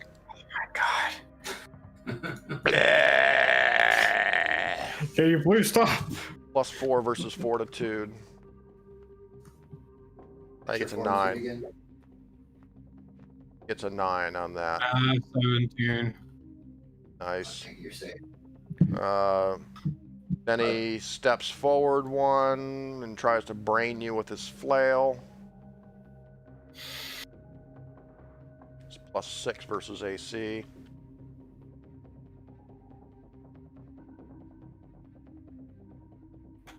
Uh, 13. And your AC is 18, so you're good. Oh my god. Screw you, lizard breath. We are back at Hanhar. Does he lose that blue screen effect now? No, that will. Oh yeah, I mean he loses the effect. Yeah, Okay. his effect's gone. Okay. Oh, it's at the end of my next turn. Okay, But so I don't think he's going to attack right now. that's also- -2. Okay. Go ahead. I'm gonna hit him with it again because it's at will, and I like that I'm in cover right now. So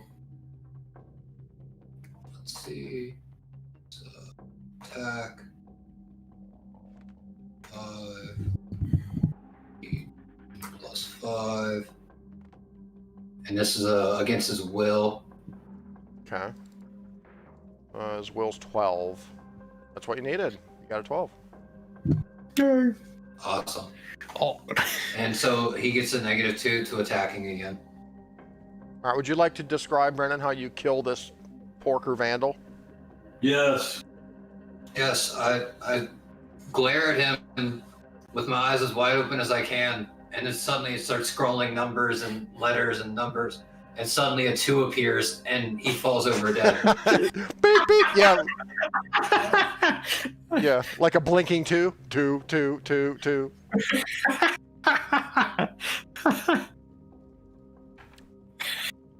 He just falls over, no damage. Dude. Nicely done. All right. Any movement? Blood pours out of his ears.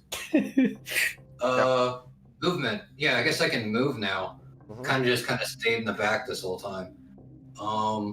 So since I'm on the edge, would it count as 2 to leave the edge, or would it still just count as 1? Nope. In Gamma World, we're constricted by the map. So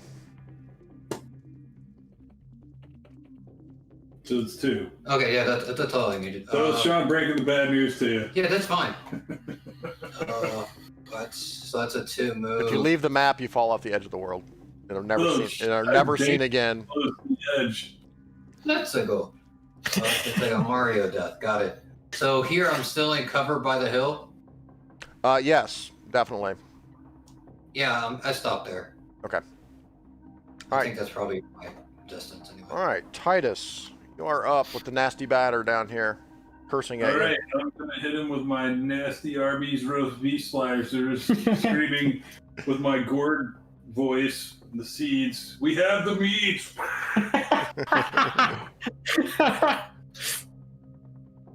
Never heard a plant scream before. Yeah. You got your bio screen? Mhm. Your weapon stuff is on. He put it on this page. But I'm gonna use the temporal fugue again because I can. Ah, yeah.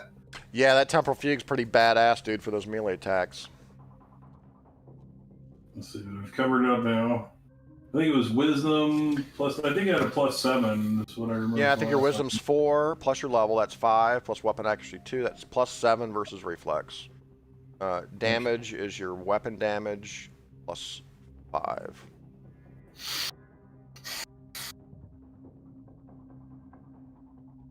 And the batter's reflex, probably pretty good. 14. That's better than attacking AC. Yeah. Oh, we got a 13. The batter. Swing and a miss. Yeah, the batter just dodges it. He just ducks your RB special. Cackles. Ah! Hammer of nails, screw of screws. Take this. Ah! Nailer of nails. This is how well practiced they are at all these titles. Yeah. Oh, they're fanatical. They're like cultists from the Iron King. You can shift if you like, Kyle. You can shift 1 square for free. Or you still, you still have your movement basically. Fall down the hill. Right. Yeah, I'll move back away from this. Oh, was that belch physical damage? Poison damage. Ah, okay. Yes. It's that bad. He's been eating something really nasty. Grimglam, it is your turn. Chompy's up next. Okay. Oh, what was I gonna do? Or something. Yeah. Yes. I'm sure you can. Can I shift on top of this rock? It's difficult terrain. Yes, technically you could. Because the rule is you can use your move to shift 1 square. Difficult terrain is not taken into consideration. Okay. That's a minor action. Wait, no, I can't. No, I'm dazed. I'm dazed. Hold on. That is true. You can only take 1 action here. I guess Standard, I use my minor action. yep, standard move or minor. How strong? Still Not strong at all. Hey, Sean. Mm-hmm. Yeah. Can I still use my minor action? You can. I'm gonna invoke my alpha white dwarf. All right, let me take a look at it here. Yep, it says minor action. Until the end of your next turn, whenever a creature starts its turn within 3 squares of you, you pull it 1 square as a free action, and it can't move away from you during that turn. In addition, you get +2 to defenses. Would you like to try to overcharge it? That makes the range increase to 5 squares, and the power bonus increases to +4. If you get a 10 or higher, I think you get a +2 on your overcharge rolls for dark alphas, though. So you'd want to roll if you want to overcharge it. You want to get an 8 or higher.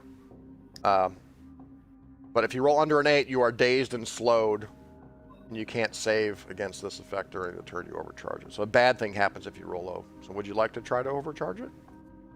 Yeah, I would. All right, roll a d20. You want to get an 8 or higher?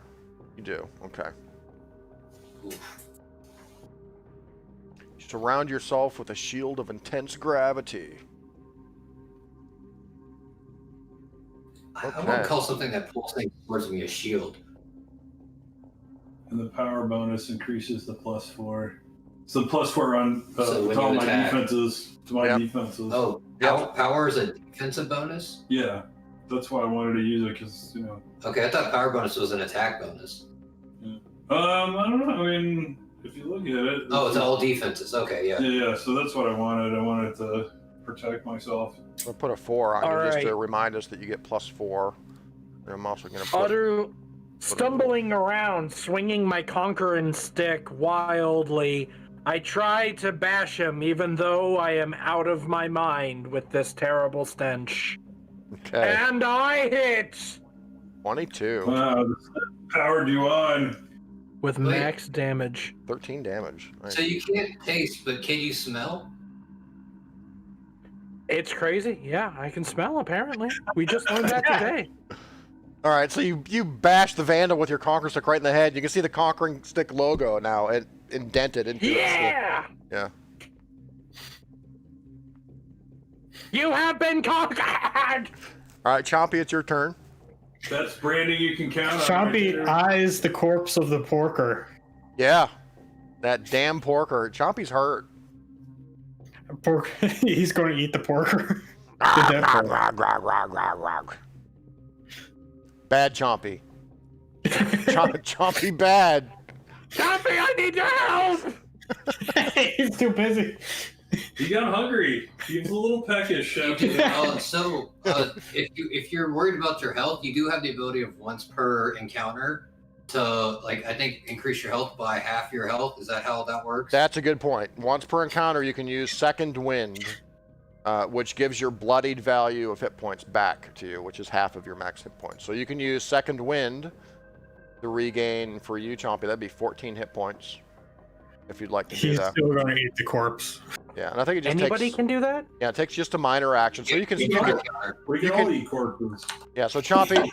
Yeah.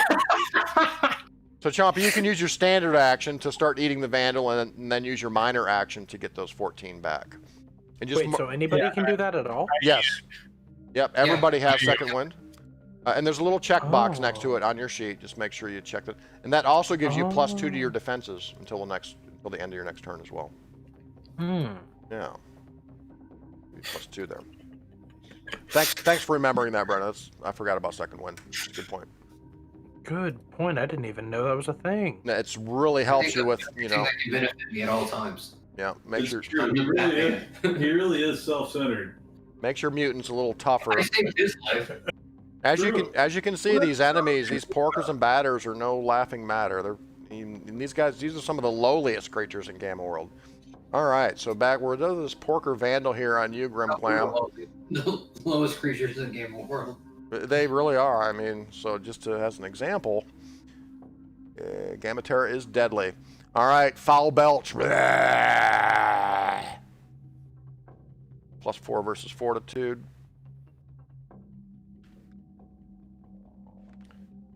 2d6 +1. That's kind of nasty. All right, that's a 12 versus fortitude. Oof. What's Grimglam got for fortitude, Alex? Oh, I'm so glad that you asked. With all my heart, I'm just so glad. 14? Mm-hmm. Quit belching at me, dude. All right, and he has combat advantage on you because you're still dazed until the end of his turn here. His turn? At the end of his turn? Yeah, which is about to end. You're about to be undazed. Oh my god. But with his flail, he's got +6 versus AC.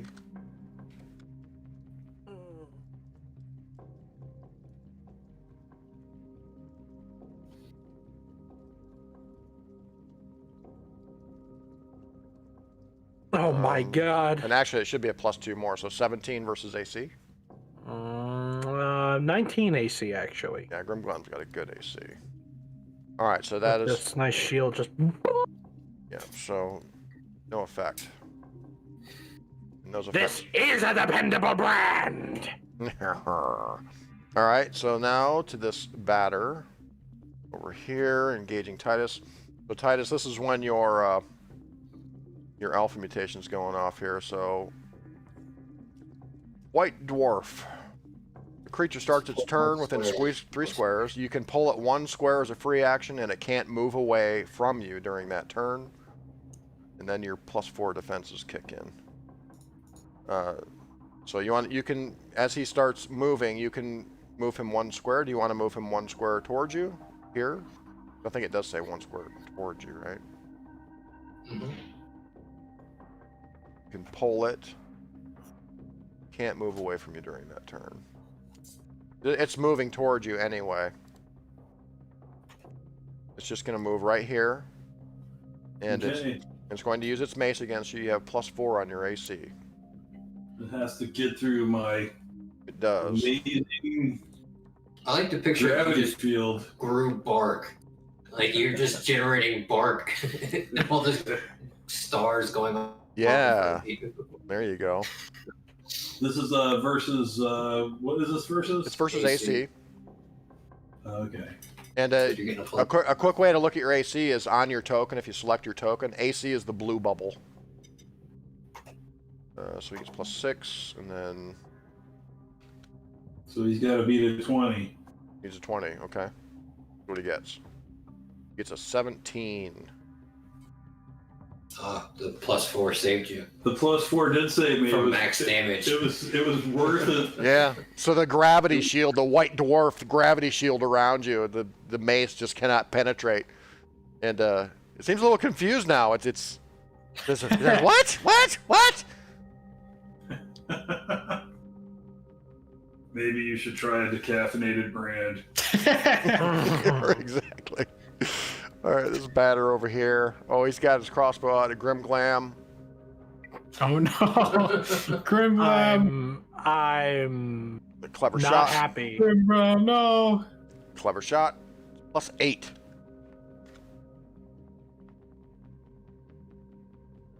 Ew, he rolled a 1. Yay! Telling you, it's not a dependable brand, no matter what they tell What? you. What? That porker vandal's dead and being eaten currently. All right, Henhar, 47. Bleep, bleep, bloop, bloop. Number 2. Okay. So now comes the tough choices. All right.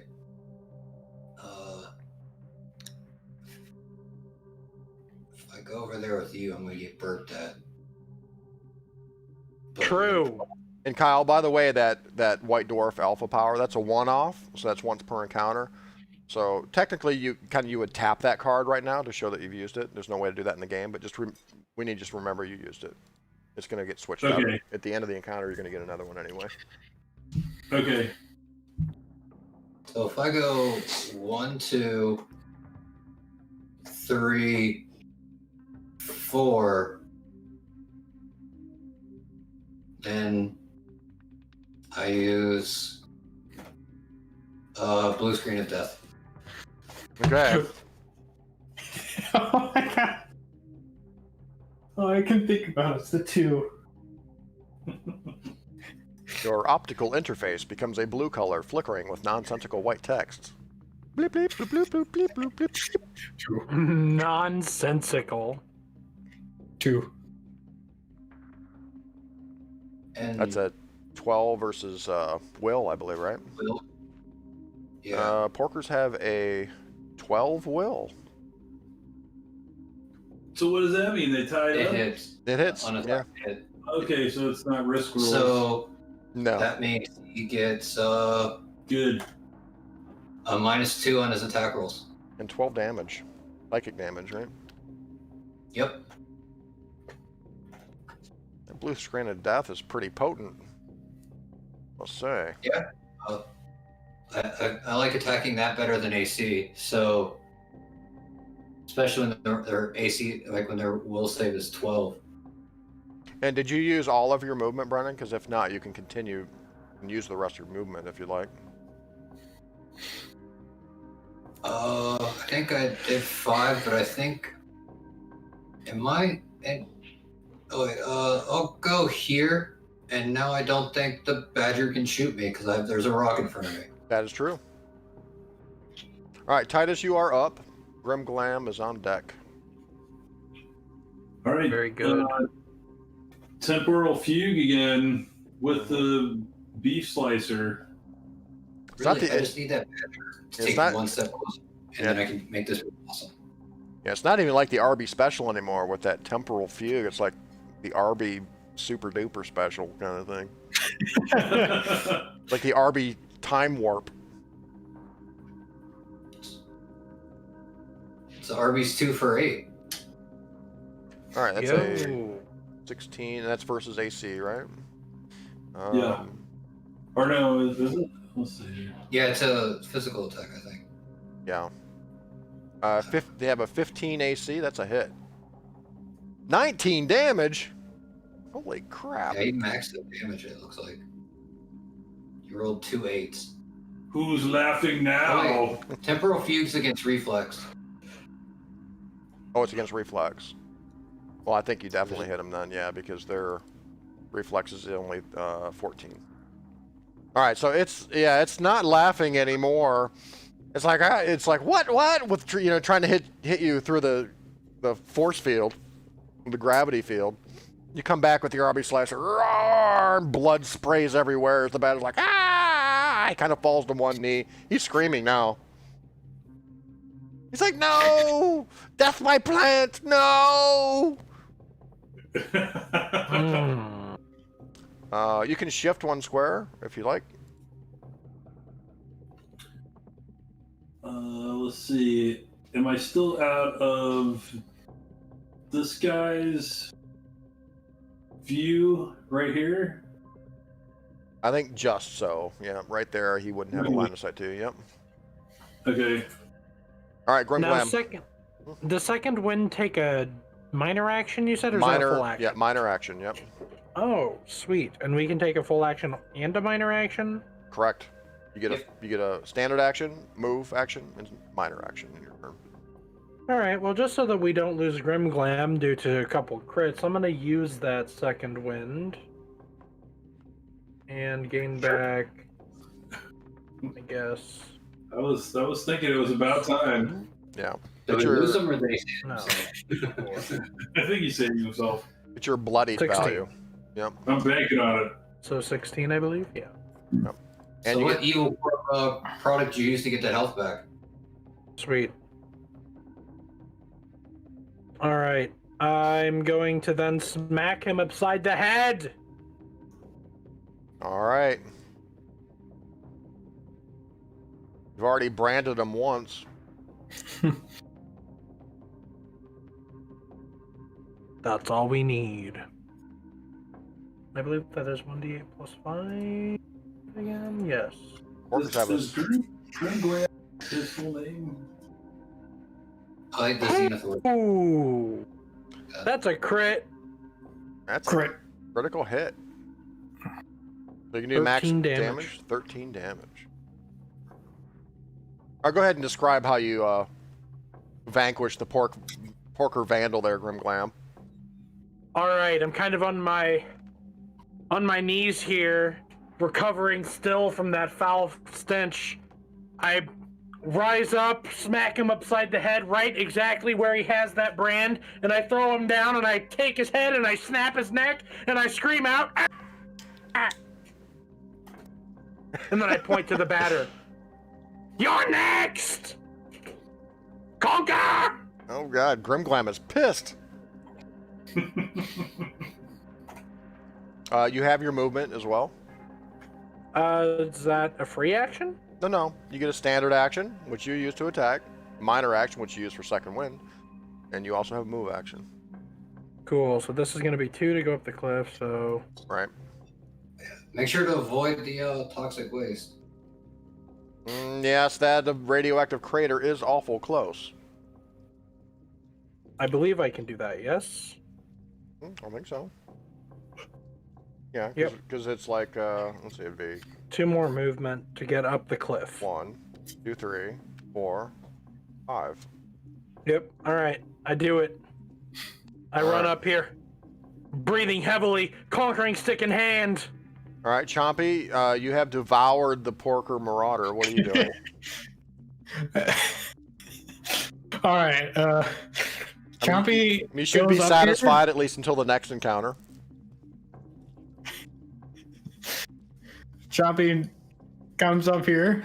Mm-hmm. He begins to butcher the other one. Oh my god, bad Chompy. Jeez. Jesus. Chompy, like, Someone was so enthusiastic to jump in and fight behind us. Now I know why he wanted to stay behind us. he just was looking to eat. I mean, we've got a carnivore in the party, obviously. I'm not Cool. He's a dinosaur. Like, if you eat too much, you will be slowed. Because I think there's a lot of meat on a porker. I'm not looking forward to these porker dumps. Good thing he has at least 3 stomachs. Yeah, Aiden, Porker's far bigger than a dinosaur. Get it? dying. That's our... I mute my mic. All Alright, deafen my mic. Well, that pork vandal's being eaten. He's all right. being butchered. All right, this batter over here, he's pretty desperate. He... Dinner tomorrow. You know what, though? He's a batter. He's mean. Nasty. He's hurt. He's bad, but he's going to swing. Try to kill the Who has the plant. handcuffs? The one who needs to be handcuffed. Me.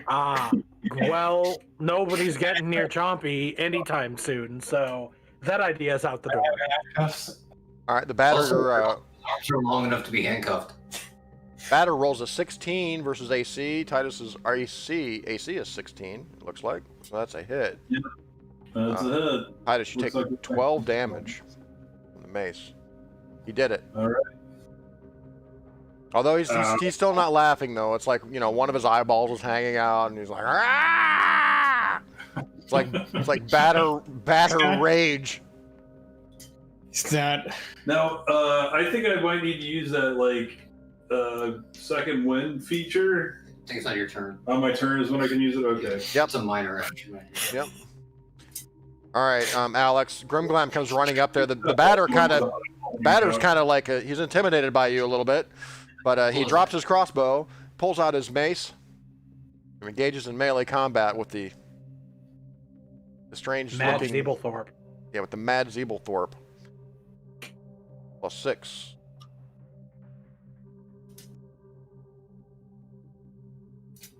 It's time, because I'm going to lose it if I don't use it. Oh, he crit you. Where's that shield now? Yeah, that's 13 damage. Oh, wait, whoops. I'm at 20. Against a primitive batter axe. It was made for more technologically advanced weapons, not an axe. It's not even his mace. Let me look at critical for a second here, too. It can't be. So wait, so if you get a critical and you roll max damage, there's no effect of being a critical? Well, it says instead of rolling damage, you score the maximum damage possible. Oh, so you just don't even roll, because you would check before you roll. Okay. That's right. And now you guys, as characters, though, too, at second level, you'll get to pick one of your special critical effects from one of your origins. We get super crits later. I thought you got your primary traits crit. Or do you get to pick? You get to pick one. You get to pick one, one from both origins there. And then you get the other one at level 6. Okay, All right. can I level up before we fight the robots? Because mine is good against robots. We're gonna try. We're gonna try to level up before we fight them robots. Hanhar 47, it's your turn. Alright, so we're gonna move to right here. That's 2. That 1, 2, 3, 4, 5. That is within a 5 close blast. So I will try to attempt to use the Psychic Ultra Shriek.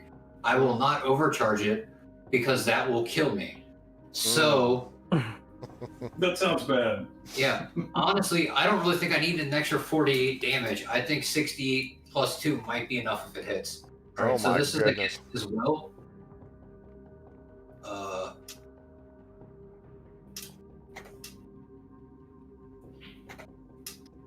got a modifier of 2 because I'm not very charismatic. 6 Because when you're making a D8 plus psychic 2 attack, you want to be a against his will. dead sexy bastard. And I'm gonna be really upset when this misses. 17. You hit versus Will 13. So that's a 27 damage. So Hanhar unleashes a mental shriek that mashes every living brain nearby into gray paste. I'm not sure if I even need to describe that. It's almost like his head implodes. Into a gray page. No! Like the maker of stars and the breaker of... I let out a loud growl to go with it. Nicely done. Titus, you're up in mortal combat with the angry batter. Okay, Just have to kick it. I just have to kick it. All right, well, I'm going to hit it again with Temporal Fugue and the Slicer. All right, the time slicer. The Time Slicer, that's right. It's a versus 15 AC. It's not against AC. Oh, Temporal it's reflex. is against the reflex. Yeah, 14. Oh, 13. That's a miss. All right, for my minor action, I'm going to invoke my second wind. So how does that work? Yeah, you get your bloodied value, which is half your hit points back. On your sheet, there's a bloodied... Is there a bloodied section where it says you're bloodied? I guess not. I thought there was. But that is half of your hit points rounded down. So you get 16. 16 back, or I have 16 total? Yeah, you get plus 16. Okay.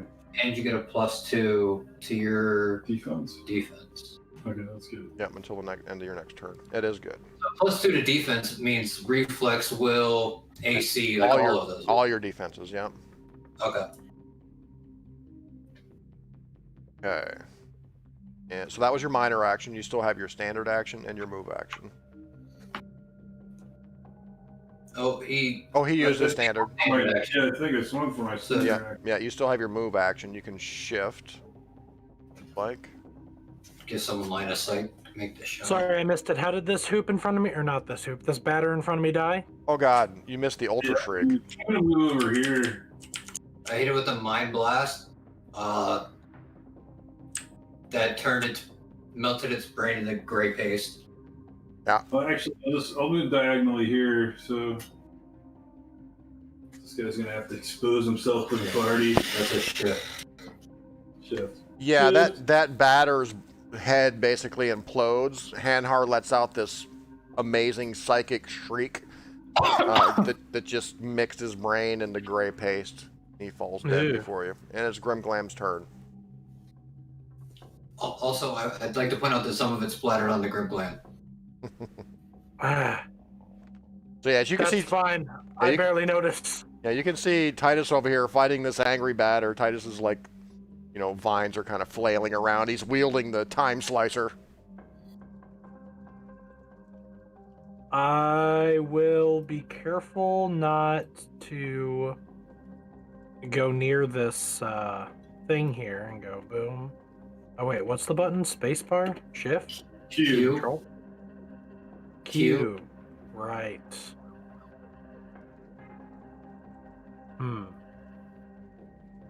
Yeah, I guess I'll go there.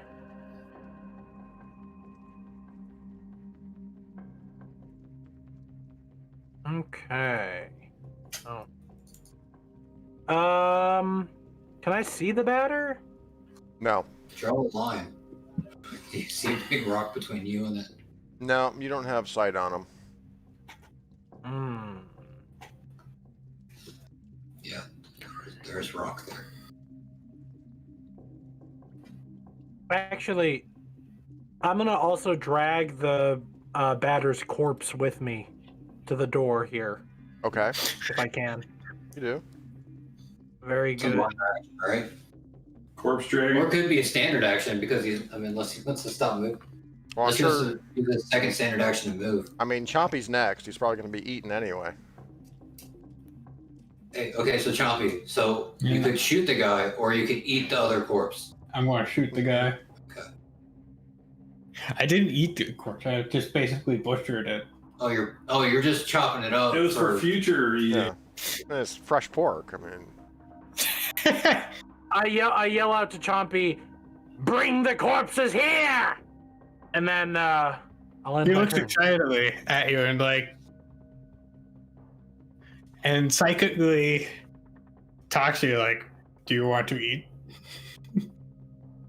Bring them here. This does not answer my question. I end my turn. You're up, Chompy. It's your turn. I move over here and shoot the batter. All right, with your rusty rifle, your rusty machine gun, or whatever it is. All right, cool. Now, okay, because this is an exact shot, I'm assuming there's no chance of him hitting Titus? No. Okay. Is there a thing for shooting into melee? No, really the only rule is if you're in melee combat with an enemy that's right next to you and you use a ranged attack, they get an opportunity attack on you. Okay, cool. So there's no I penalties for shooting into melee. No. Also, he's not really in a melee right now because there's a space between them. I know. I'm just asking for future reference. All right, so you're going to, with your rusty rifle, it's a +7 to hit, 2d10 plus 5 damage. That's a lot of damage. That's a high caliber rifle you got there. 2d10 plus 5? Yep. Oh, it's a crit. Wow. So that's 25 damage. Oh, nat 20. All right, Chompy, would you like to describe how you blow this I can guy to bits? imagine it's like the bullet whizzing past Titus and Yeah. basically making the batter's head basically explode. Yeah, this echoing boom comes from behind you, Titus. Boom! Yeah, there's that supersonic crack. I can hear the bullet whiz past me. Your little tentacles go. Yeah, I'm like, woo! All right, so we're out of combat. Good job, guys. 147 is invincible. That He was takes no damage. 2 for 2. 2 for 2. I die next game. Yeah. Way to put a target on your back. Oh, for sure. I didn't So before we do anything, let's do end of encounter stuff.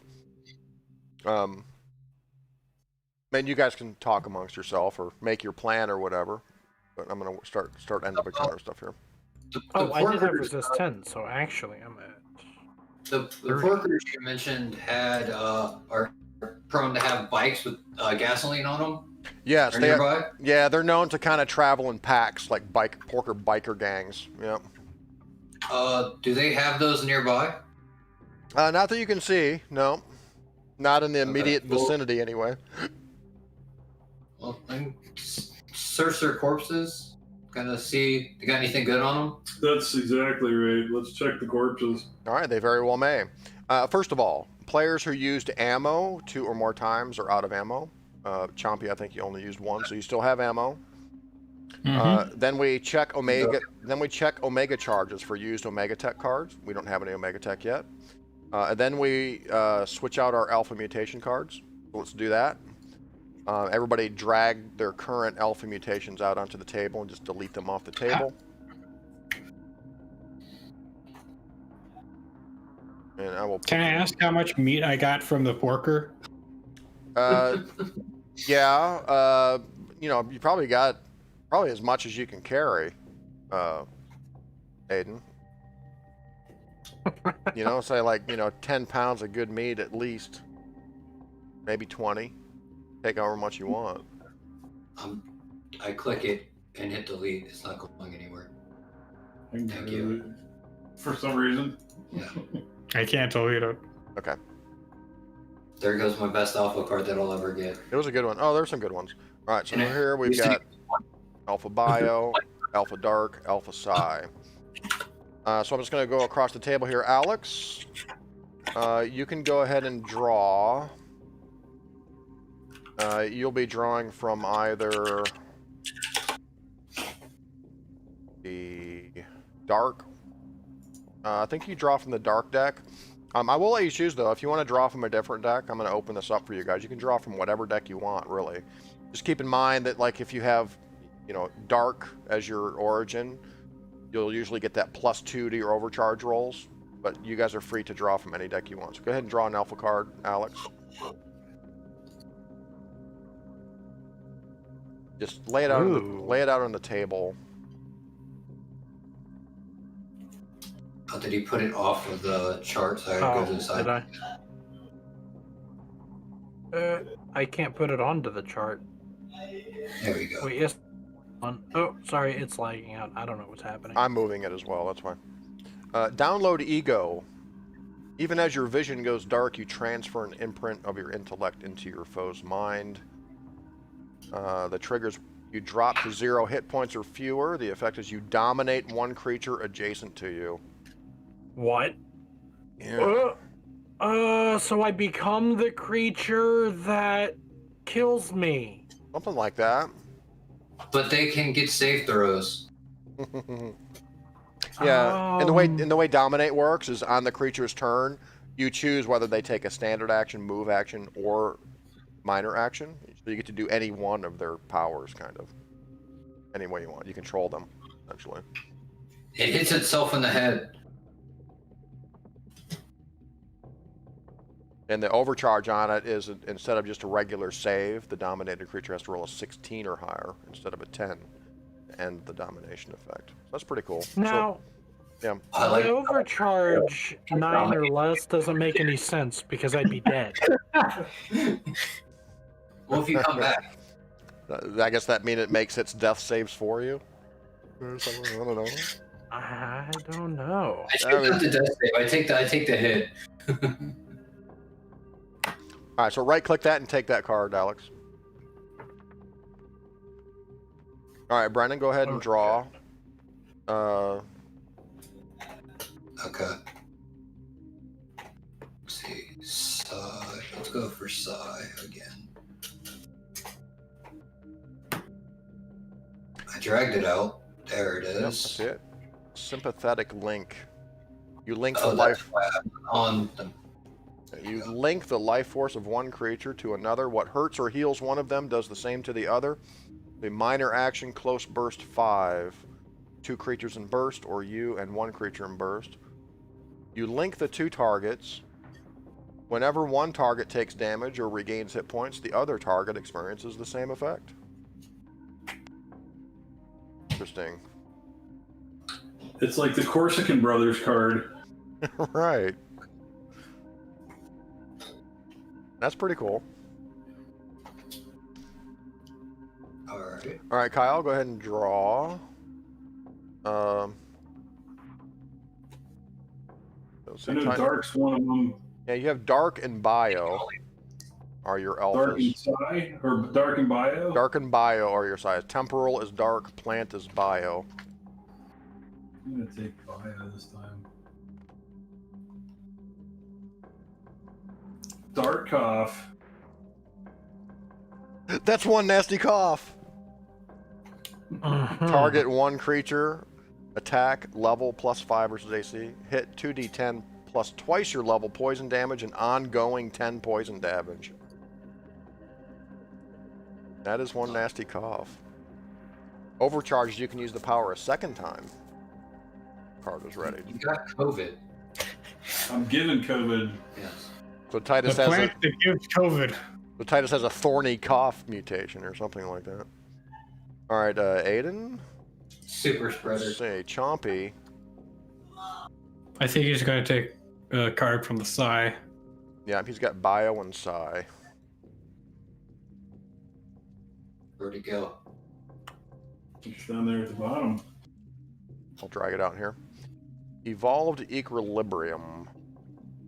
You can stand on 1 foot, rub your belly, and tap your head all at the same time.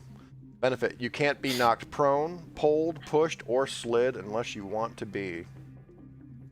And this is one of those cards where it's like just in effect, you know, during the game, even outside of combat. Now, so, to be clear, the mutant power is that you can stand on 1 foot, rub your belly, and tap your head all at the same time. That's the mutant power. mm-hmm. Well, the theme is evolved equilibrium, so he just has like super duper equilibrium and balance, I guess is the idea. Cool. Which is cool. Which is cool for Chompy, you know. And Yeah. the overcharge is when you move, you don't provoke opportunity attacks, which is Oh, that's pretty really awesome. good. Yeah, so you can just fly around the battlefield without having to worry about those. You All can This leap is from pretty meal to good. meal without a problem. What'd you say, Brennan? He's like, this is good if you ever took Titus off. Yeah, because Titus can throw you if he hits you. So, this is a... All right, Aiden, right-click that card and take it. Next is experience point rewards. Ooh. That's my favorite part. Yeah, let me tally up the experience here.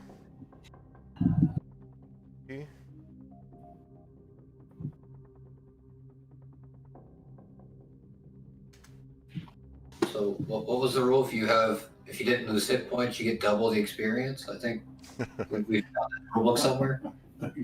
Everybody gets 138 experience points. How much? 138. 238.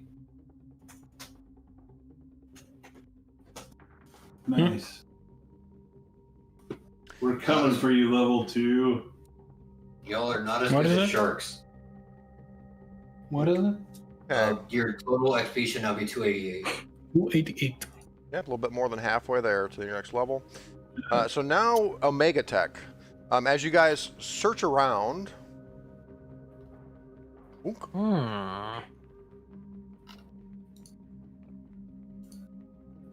You find... Experience.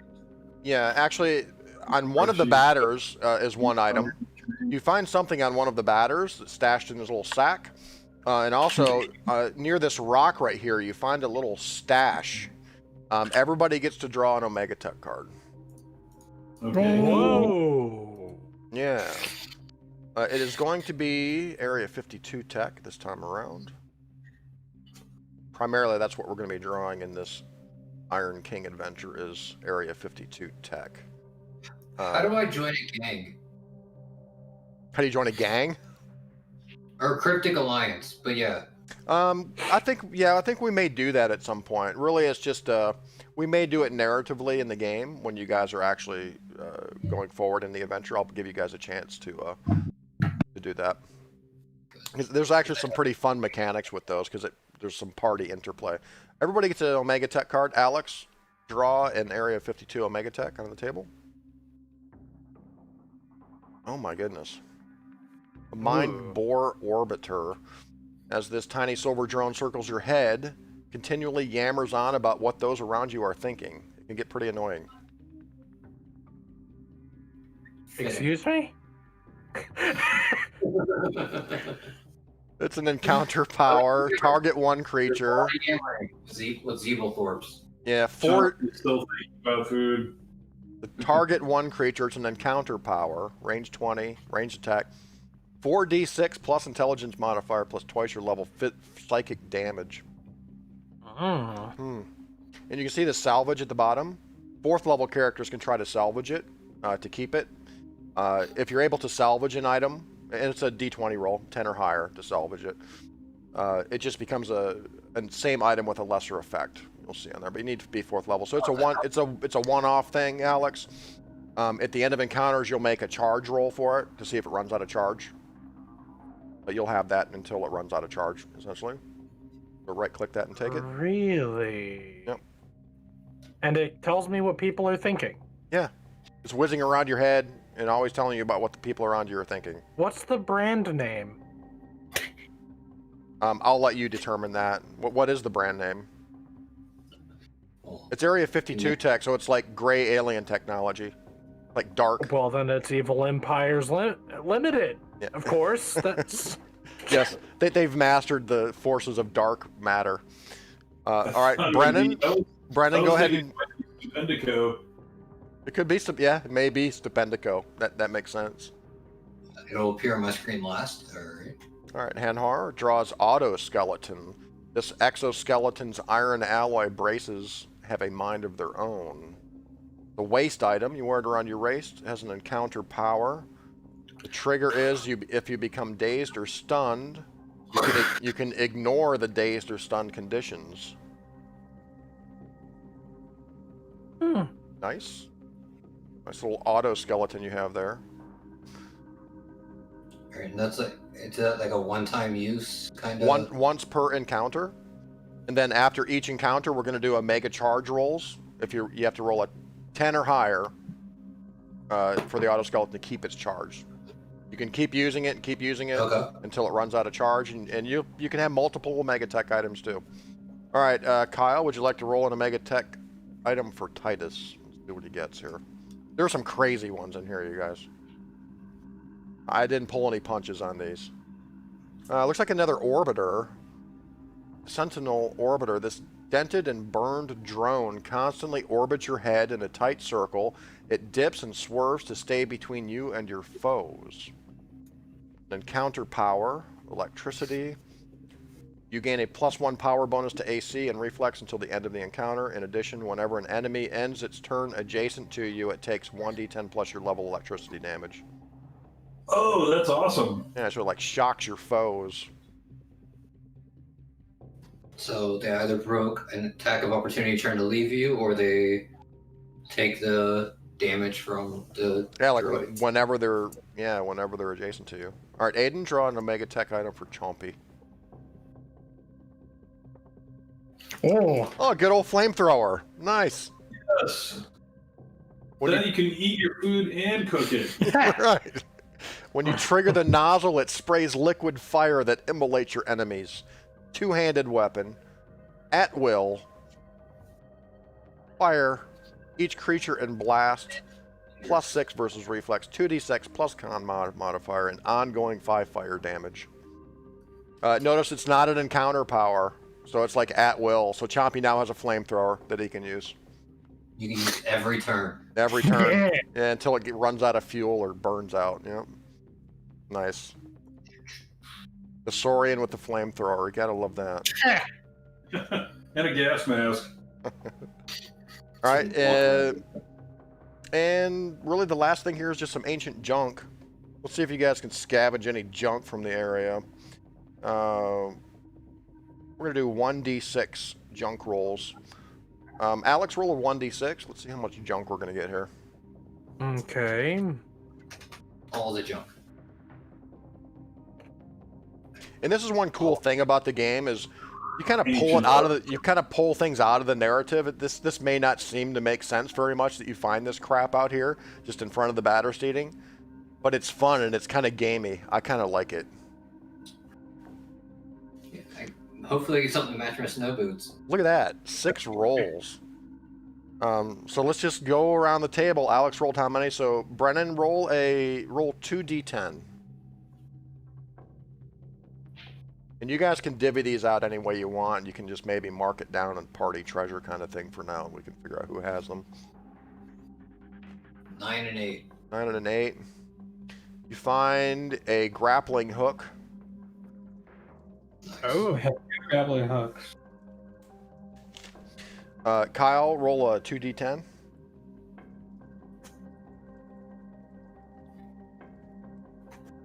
A 10 and a 5. You find a hockey stick. Yes. Aiden, roll a 2d10. 2 and a 5. You find a bike helmet. Now remember, this is all kind of... If you don't use this stuff, you can barter. This is barter stuff. This is like money, man. Mm. You know? Alex, roll a 2d10.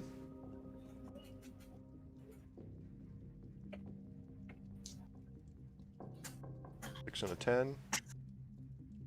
Oh, you find some duct tape. Ooh. Oh my god. Gamble World jackpot. Yeah, and then one more. Brennan, roll 2d10.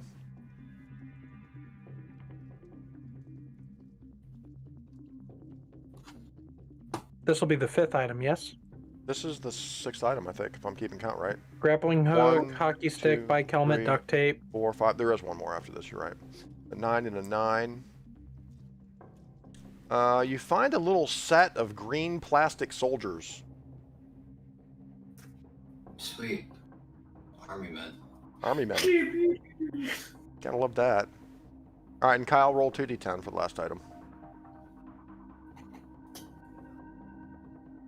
There are some more useful items in here as well.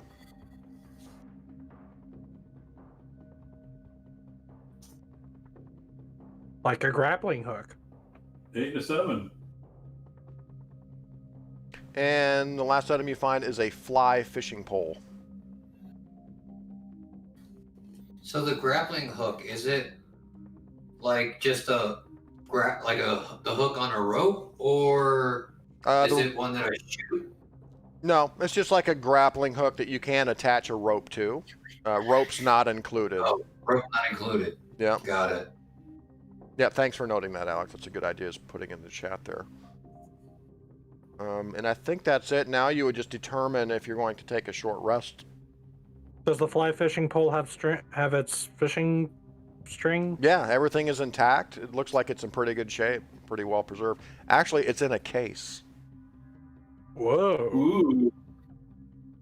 Do Somebody the porkers or batters have any like distinguishing characteristics that would work as a trophy? The porkers do have tusks. I'll take a porker tusk. The batters. I'm thinking. Yeah, the batters maybe not so much, unless you want to collect batter ears or something, I suppose. I'll take the tusk. Chompy points at the deceased batter right in front of him and telepathically asks Gringlam, "You eat?" I'm thinking, Chompy, that you can have this batter. You must bring me the heads of all the others.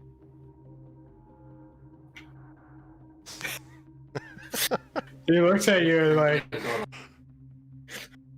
I don't know. He's talking to himself again. Somebody needs to teach Chompy how to fish. That's what Chompy, I'm you gonna should get see. out of the radiation, by the way. Gas mask wearing, flamethrower toting, fly fishing dinosaur. Mhm. Sounds about Bring right. me their heads and I will give you this batter. he looks at the batter, so he looks very uninterested.